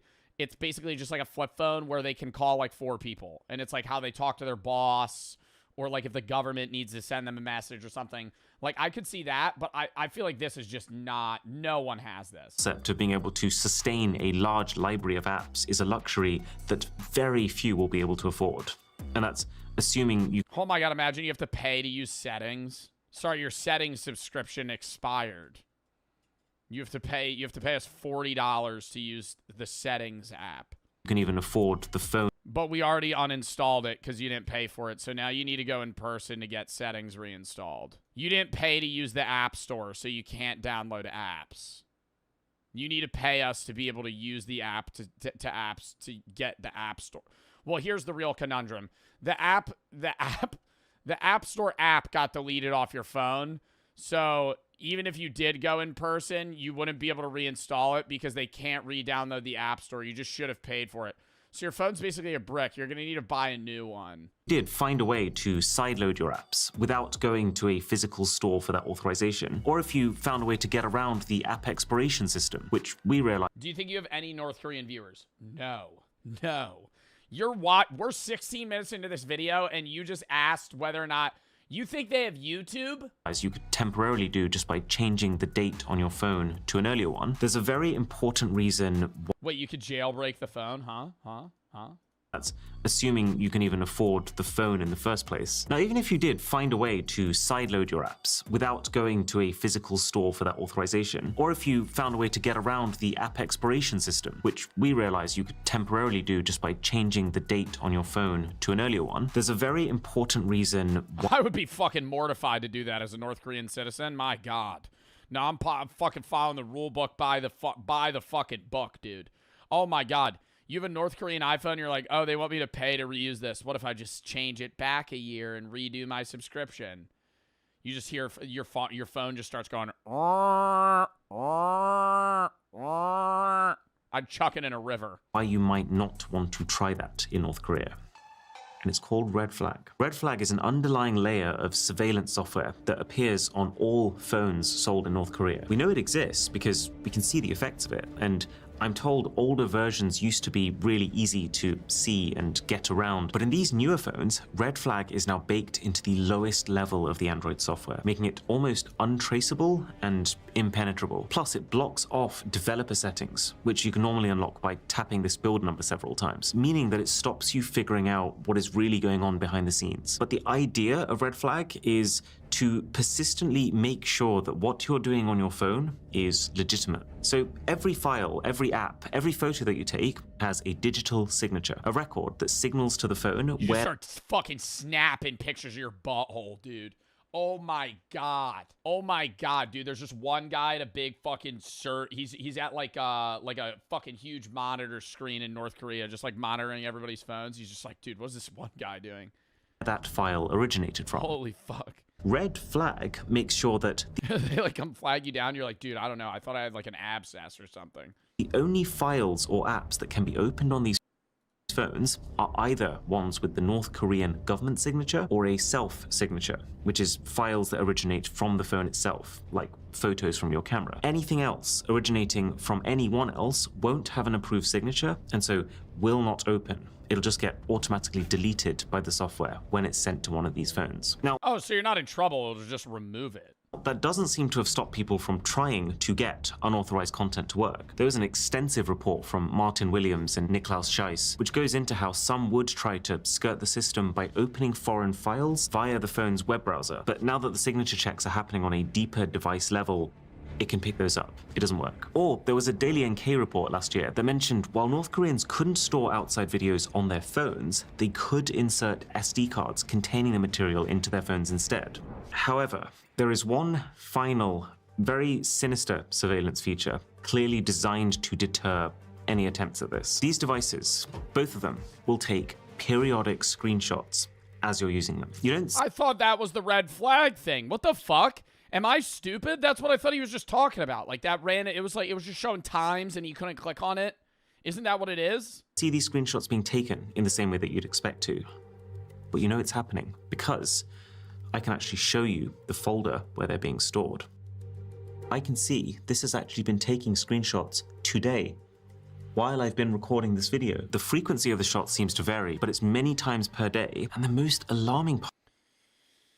Yeah, that is very... Do you think it's on a random timer or what? Because it was like an hour and a half, like a day. But oh, wait, no. I'm looking at it backwards. Wait, am I? I feel like this isn't organized. It looks like it could take it every like 10 minutes or every 5 hours. Many times per day. And the most alarming part of it is all you can do is look. You can't click on them. You can't check them. You can't delete them. Now, whether the phones are sending those grabs over the intranet to the government continuously, or if they're just used when an official has doubts about you and wants to specifically confirm their suspicions, it's anyone's guess. But would you want to risk it in North Korea? Based on accounts from people who've escaped, this is a country which, since at least 2020, has had a law that spells out distributing and even just watching South Korean entertainment is punishable by death. People who distribute Bro, watching like Squid Games, it would give you would get the death penalty. Watching Squid Games, they would kill you. Like that is a crime that not like you're a serial killer that murdered fucking 15 people. No, sorry, you watched an anime. Now you die and your family's getting thrown in a camp. This content are tried alongside drug criminals. It's considered the same tier of crime, which says a lot about the priorities of the regime. So it really feels like every part of these devices, from the words you're allowed to type to the videos you're allowed to watch, are designed to reinforce a single narrative. North Korea is superior, foreign influence is dangerous, and everything you do is being watched. It makes me very grateful for how easy tech is made for the rest of us. Is this an ad? It's an ad. Yo, I was gonna say, that's wild though that they're charging $1,000 still. Like they're charging the price of an iPhone for something that does 1/30th of what an iPhone does. Anyways, that was a fun video to watch. Next.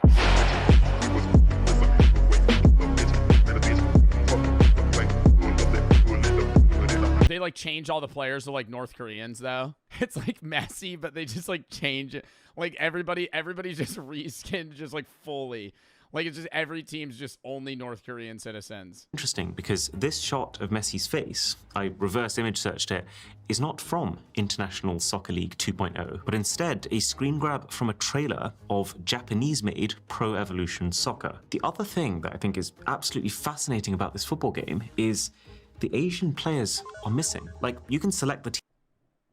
I was joking. I was fully joking. There's no way they got rid of all the Asian people if they weren't North Korean. Team, Tottenham Hotspur, with all the correct roster as of 2022 when the game was launched. But they're missing all the Asian people. But with the only South Korean member of that team, Son Heung-min, not present. They just chopped him. Again, presumably to not show North Koreans that South Koreans have proper international... Oh my god, bro, because no.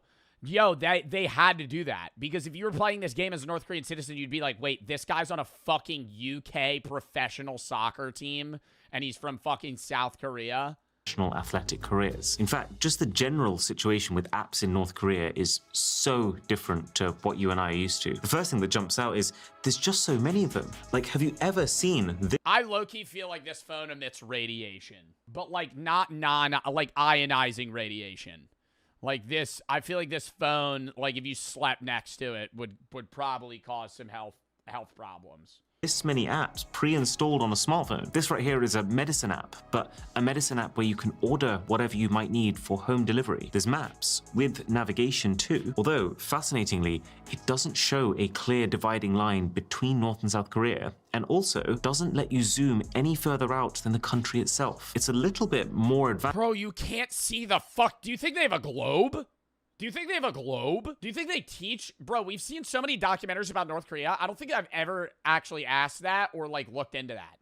Do they know what, like, the continents look like? Than I was expecting, and They have to. They have to.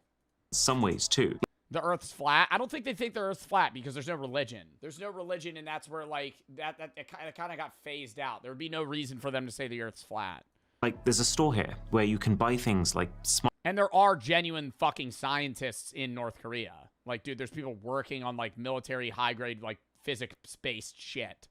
smartwatches and So they know the Earth's round. TVs, all using an electronic wallet, and it's part of the intranet. It's also on this phone, really surprising to see. If we look past the logo that is very clearly just an NBC ripoff, this is It's so weird, though, that they're just, like, choosing random logos to just kind of rip for different apps. online gambling, with even the option Huh? North Korea has gambling? of the intranet. It's also on this phone, really surprising to see. If we look past the logo that is very clearly just an NBC ripoff, this is online gambling, with even the option for sports betting, as well as just What fucking sport are you gonna bet on? North Korean sports? a pretty hefty catalog of video content that you can download. Oh my god, how much are you gonna bet that shit's fucking rigged to the gills? Oh my god. Betting on a fucking North Korean football match and you fucking throw like $5,000 on some shit, they're like, just lose. Just lose. I go, okay. Download onto the phones. But you can also see that the North Korean government's influence permeates every layer of this, even the types of movies available. I couldn't find one from the US or South Korea, but Russian movies? Loads of them. Remember, the criteria here is not which movies does the North Korean population like the most, it's which movies does the regime want the population to watch. And so it makes sense that it's all filled with Russian content, since Russia is one of North Korea's closest political allies. And Russian ideologies line up very closely to North Korean ones. There's also, weirdly... Yeah, but it's Russian ideologies, but it's not just Russian film. What's that one movie where they use real bullets that was a Russian film that we watched? Come and see. I'm telling you right now, the North Korean people do not have access to come and see. That's like an anti-war, like, movie about how horrible it is for people, and it ruins lives, families, and fucking everything. Yeah, no shot in hell they'd have that. A bunch They have access to Russian films that are pre-approved. of Indian movies, including ones that I've seen before, like 3 Idiots. The link between North Korea and India isn't as clear-cut, but the guys from Daily NK have a theory that Indian culture hits a bit of a sweet spot. It's the tradition. I mean, bro, and I'm assuming there's, like, heavy monitoring on these phones, no? I feel like we watched something about a North Korean, like, it might have been a phone where it, like, takes an image of your screen every 10 seconds or something, and there's, like, a guy monitoring it in case something happens where they have to be like, oh, what, are you talking shit about Kim Jong-un? And then South Korea, almost as if they're belonging to them, as South Joseon.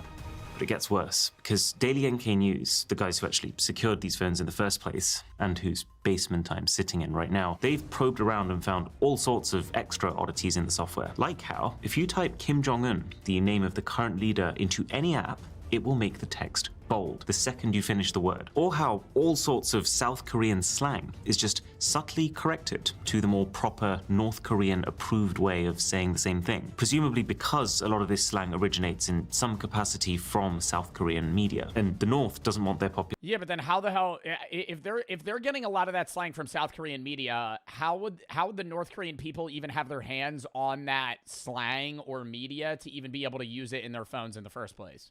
If, like, internet access is restricted, whatever they see on TV is restricted, they're only allowed to see what is shown to them, then how the fuck, like, why do they even have that gateway of the slang if they don't even know what it is? That'd be like having an autocorrect for, like, Big Chungus if you don't know what Big Chungus is. Like, it's unneeded. Like, you're never gonna type it. Relation to even indirectly experience that. But probably the single craziest example of this is if we type oppa. This is a common South Korean expression that can be used to mean either older brother or, in slang terms, boyfriend. 이거 좀 따주세요, 오빠. Which in itself does raise a few questions. On these North Korean phones, though, it corrects the word to comrade, accompanied by a warning. This word can only be used to describe your siblings. Imagine getting a warning for attempting to type a slang word. That's moderation on a level that I have never experienced before. But what happens if you type like fuck Kim Jong-un? Like, would that like, would like your phone just brick and they would like fucking seize you instantly? No, seriously, like what if you like typed like some sort of threat? Like they would be like, your phone just explodes. I would say even more significant than autocorrect, the biggest factor in controlling information going in and out of North Korea, and the main reason that the country is still this cryptic bubble and we barely know these phones even exist, is the internet situation.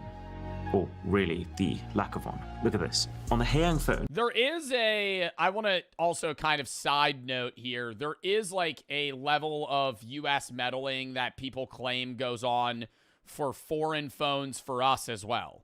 Like most US citizens that own a phone own an iPhone and don't really ever have access to like Huawei, which is the Chinese phone that is a lot of the time seen as more technologically advanced and more user-friendly and developed than the US iPhone and iOS versions. But like nobody owns a Huawei. It's like impossible to get a fucking Huawei. you can swipe down from the top and you see your control panel that looks basically the same as every other Android's. And there's even a Wi-Fi button there, but when you press it, absolutely nothing happens. Weird, but let's go into settings to click on Wi-Fi directly, but you can't. How the fuck does the phone work if you don't have LTE and you don't have Wi-Fi? What the fuck do you use the phone for? It's just constantly in airplane mode?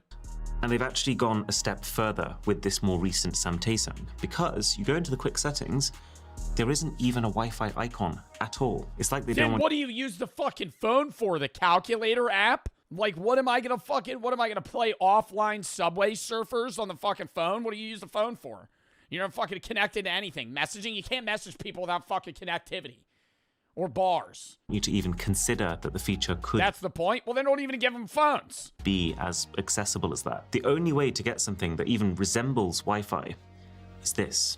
It's called Mirai, and it needs so many details from you, including your government— Oh shit, so they just like require, because it's too easy to just connect to something, so they restrict that, so you have to use an app that like tracks your Wi-Fi. ID and an authenticated North Korean physical SIM card that it's pretty safe to assume everything you do while using it can be traced right back to you. And even with all of that, this still doesn't get you onto the internet. There's actually no way for a North Korean citizen to do that. All this can get you is access to a highly curated North Korean— Whenever I see shit about like North Korean technology, I always remember like the videos of the Russians talking about how when North Korea sent their troops to help Russia in the war, the Russians always cited the North Korean people being like cripplingly addicted to like porn and cartoons. Like, because they've never seen it before, so it's like it was such like a culture shock for them that like their eyes were just like glued to the screen.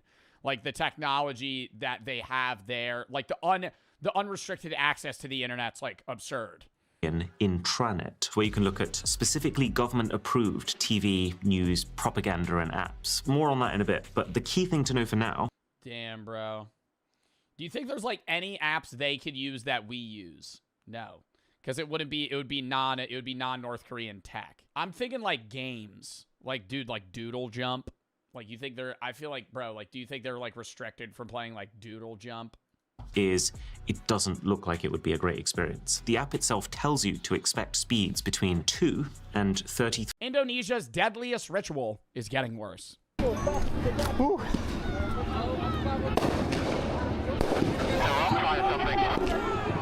A rock fight? Oh my god, they're actually throwing like fucking full-size rocks at each other. That's wild to think that like, if you throw, you know when they say like somebody got stoned to death in medieval times? Like, how long did that take to die from that? I feel like one good stone to the temple, and you're probably gone instantly. Like, not hours. You have a whole crowd of people chucking rocks at your head, and your half of your body's just, like, fucking dug into the ground. I think, like, a minute and you're dead. It's a ritual where people break limbs, they lose eyes, and they frequently even die. What the fuck? Not like you bring to home and then die in home. No.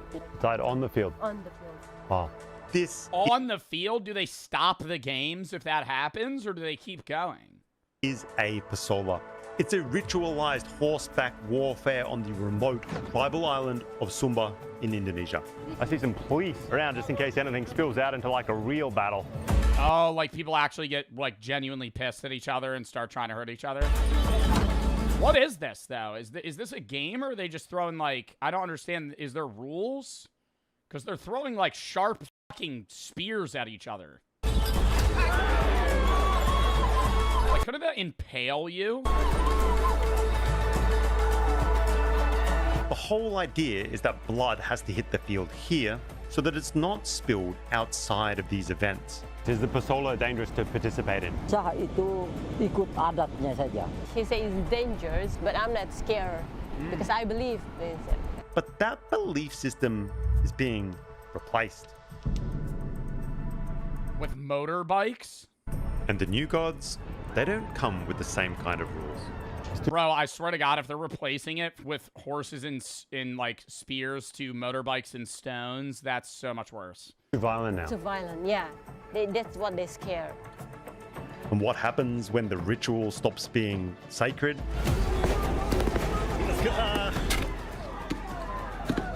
Well, by the end of this video... Oh my God, did the police tear gas everyone? You'll see what happens when things start to get completely out of control. And we get stuck in the middle of some pretty dicey situations.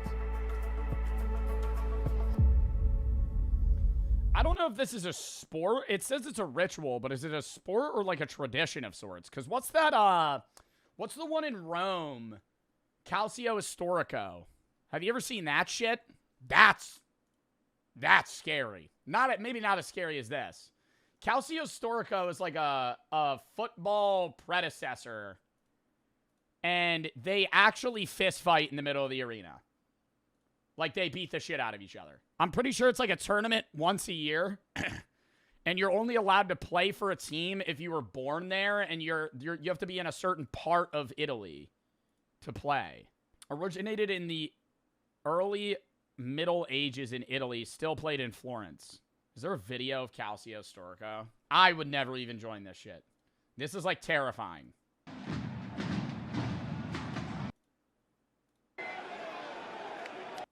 There's, like, guys that's goals are to actually just, like, fist fight.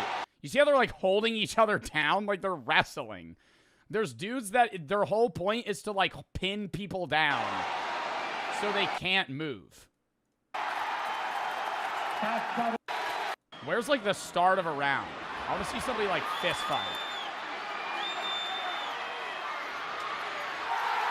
It's kind of like rugby and handball. But they're also, you see how I almost just try to kick the shit out of them? Like, they're allowed to hurt each other.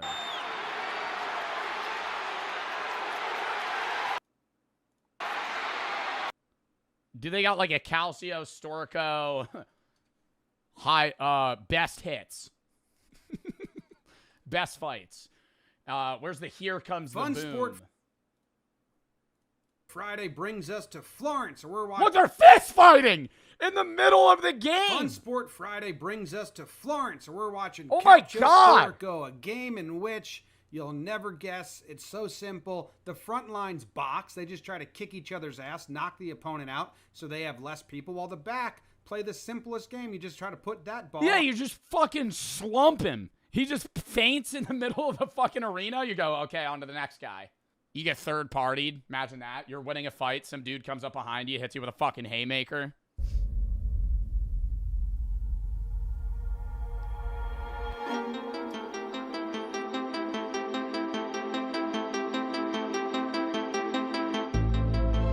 The signal for these battles all over West Sumba are worms, sea worms. They spawn on a day-to-day basis. Like, you got to be interacting in a workplace. I'm not saying like a workplace like you're at an office job, but I'm saying like you're in a society. Like, you have to communicate with people that you don't understand. But maybe 1 or 2 words kind of similar. So with the older generation, they just kind of speak their local language. Yeah. And then, but the younger ones can speak. Yeah, they speak Bahasa because they go to school. They meet another person from. Oh, so the younger generation is kind of learning like an individual language that they're all able to communicate with. A woman named Rambu Kamba was married to Umbu Dula. He went out to sea and he never came back. She thought he was dead, so she married another guy from a rival tribe. And I think you see where this is going already. When Umbu Dula returned, his wife was gone. So he's pissed and war breaks out. And Rambu Kamba, she's caught in between the two tribes. She's grief-stricken from all the death and she throws herself off the cliffs into the ocean. Instead of dying though, she becomes Nyale, these sea worms. And because she was gone, the tribes stopped warring. Instead, it became symbolic, this ritualistic war. This one battle every year when the Nyale come. When she comes back, they hold one pasola, they settle everything on the field, and the rest of the year is off the table. And as kitschy as that story sounds, for centuries, kind of seems like it worked. One day of war. No, it kind of seems like it works, but I'm going to have the... No, it definitely... It does make sense, and it's symbolic now, and it keeps peace between the different tribes that speak different languages. The only thing that, like, my brain is immediately popping up is, like, that's kind of reminiscent of, like, The Purge. Not in the sense of, like, all crimes legal, but they're having, like, violence one day a year to prevent violence outside of that one day. It's on a much lower... This is a more realistic, though, right? It's like, The Purge is a fictitious embodiment of, like, oh, you could just do anything and it's fine. Whereas this is like, there's still rules. It's just like, hey, this is our fight for the year. But that is starting to change. And they say it's from alcohol. Alcohol is the problem. Yes. If alcohol is the main problem. It's the worst. They can make the worst thing. Yeah. Oh, perselisihan sehari-hari itu doang bawa di purung. They're like looking for the fight. They're like football hooligans. You see, things are starting to change here. Alcohol is becoming a massive problem. So there's some problems with like alcohol and drugs coming into it. Alcohol and drugs coming into the event or Indonesia in general? There's alcohol, it's mostly alcohol. So there's some alcohol problems. And also the problems, they have like the personal problems, outside of the Pasola. So people are bringing their beef from outside of Pasola into Pasola. But usually the Marapu is upheld. Usually the Ratu are taken seriously and people listen. And usually it gets contained on the field. Usually. Now, they don't believe Ratu at all. Even Ratu say, please don't make a crowd and throwing rock. They're not gonna believe that. Even sometimes they're throwing rocks to Ratu. Really? Yeah. Oh. And this is where the Ratu just aren't enough anymore. Police have to physically move in. But what happens when a sacred war stops becoming sacred? It's like a fake war. You can pretty easily see how it's... Yeah, I feel like it's starting to make things worse, no? Like, they're kind of talking about problems in this area where people are getting too drunk and fighting instead of letting the tradition take its place. And I feel like now, instead of, like, it being violence and the rest of the year being normal, it's now, like, sparking more feuds in this day than it's solving. Starts to turn into like a real war. If you've ever done any sparring, Muay Thai, boxing, whatever, you know how it can get a little bit out of hand real quick when you're throwing spears at each other and there's a whole village involved and there's bad blood, it goes a bit crazy. The youth out here are beginning to be way more into motorbike culture than horse culture.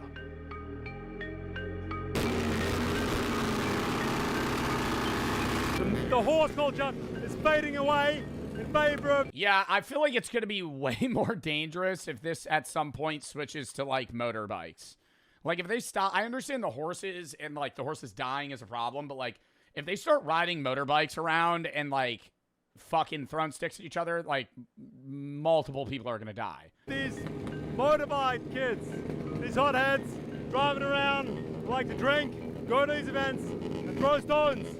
Today's event went smoothly, but apparently it doesn't always go that way.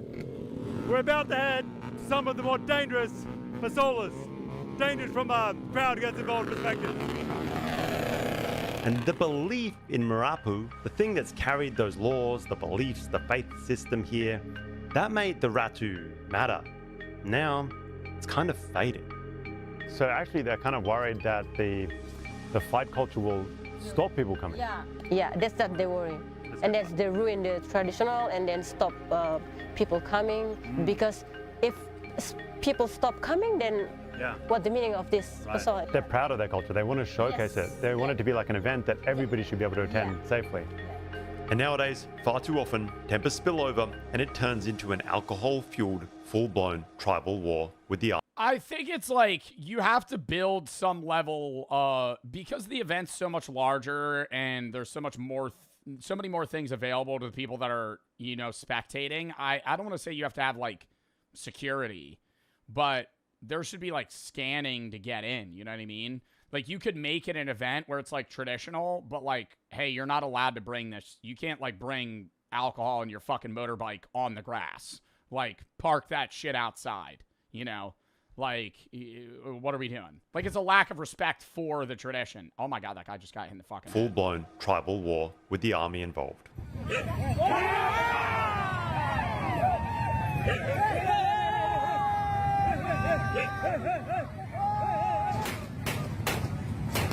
Oh, is that a fucking gun? The crowd reacts, and all of a sudden, it's a hail of stones. All right, guys, rocks are flying, chaos kicked off.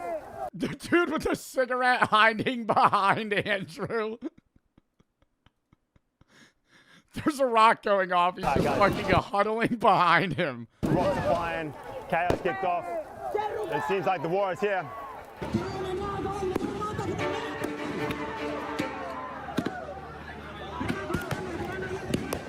It's kind of different enough to seem exotic and interesting to North Koreans. But they won't want it. But while still not posing a threat to their culture. Yeah, it's not going to make them want to change their own culture. In the way that Western content does. And then there's just a whole load of apps that feel not just guided by the government, but directly requested by them. Like this one is entirely biographies of past and current North Korean rulers. Something else I've never seen before is a general guidance app, which is split into 4 categories: laws, regulations, a legal dictionary, and then common sense, which really is exactly what it sounds. You imagine you're doing some sketchy shit on your fucking North Korean iPhone, and like out of nowhere you just get a fucking phone call and it's just Kim Jong-un's face. It's like John Pork, but worse. Like it's so strange. It's like way worse. How should we legally understand the family? Who are relatives? Can't relatives marry? I wonder if the idea is giving. Wait, what? Legally understand really is exactly what it sounds like. It's so strange. It's like, how should we legally understand the family?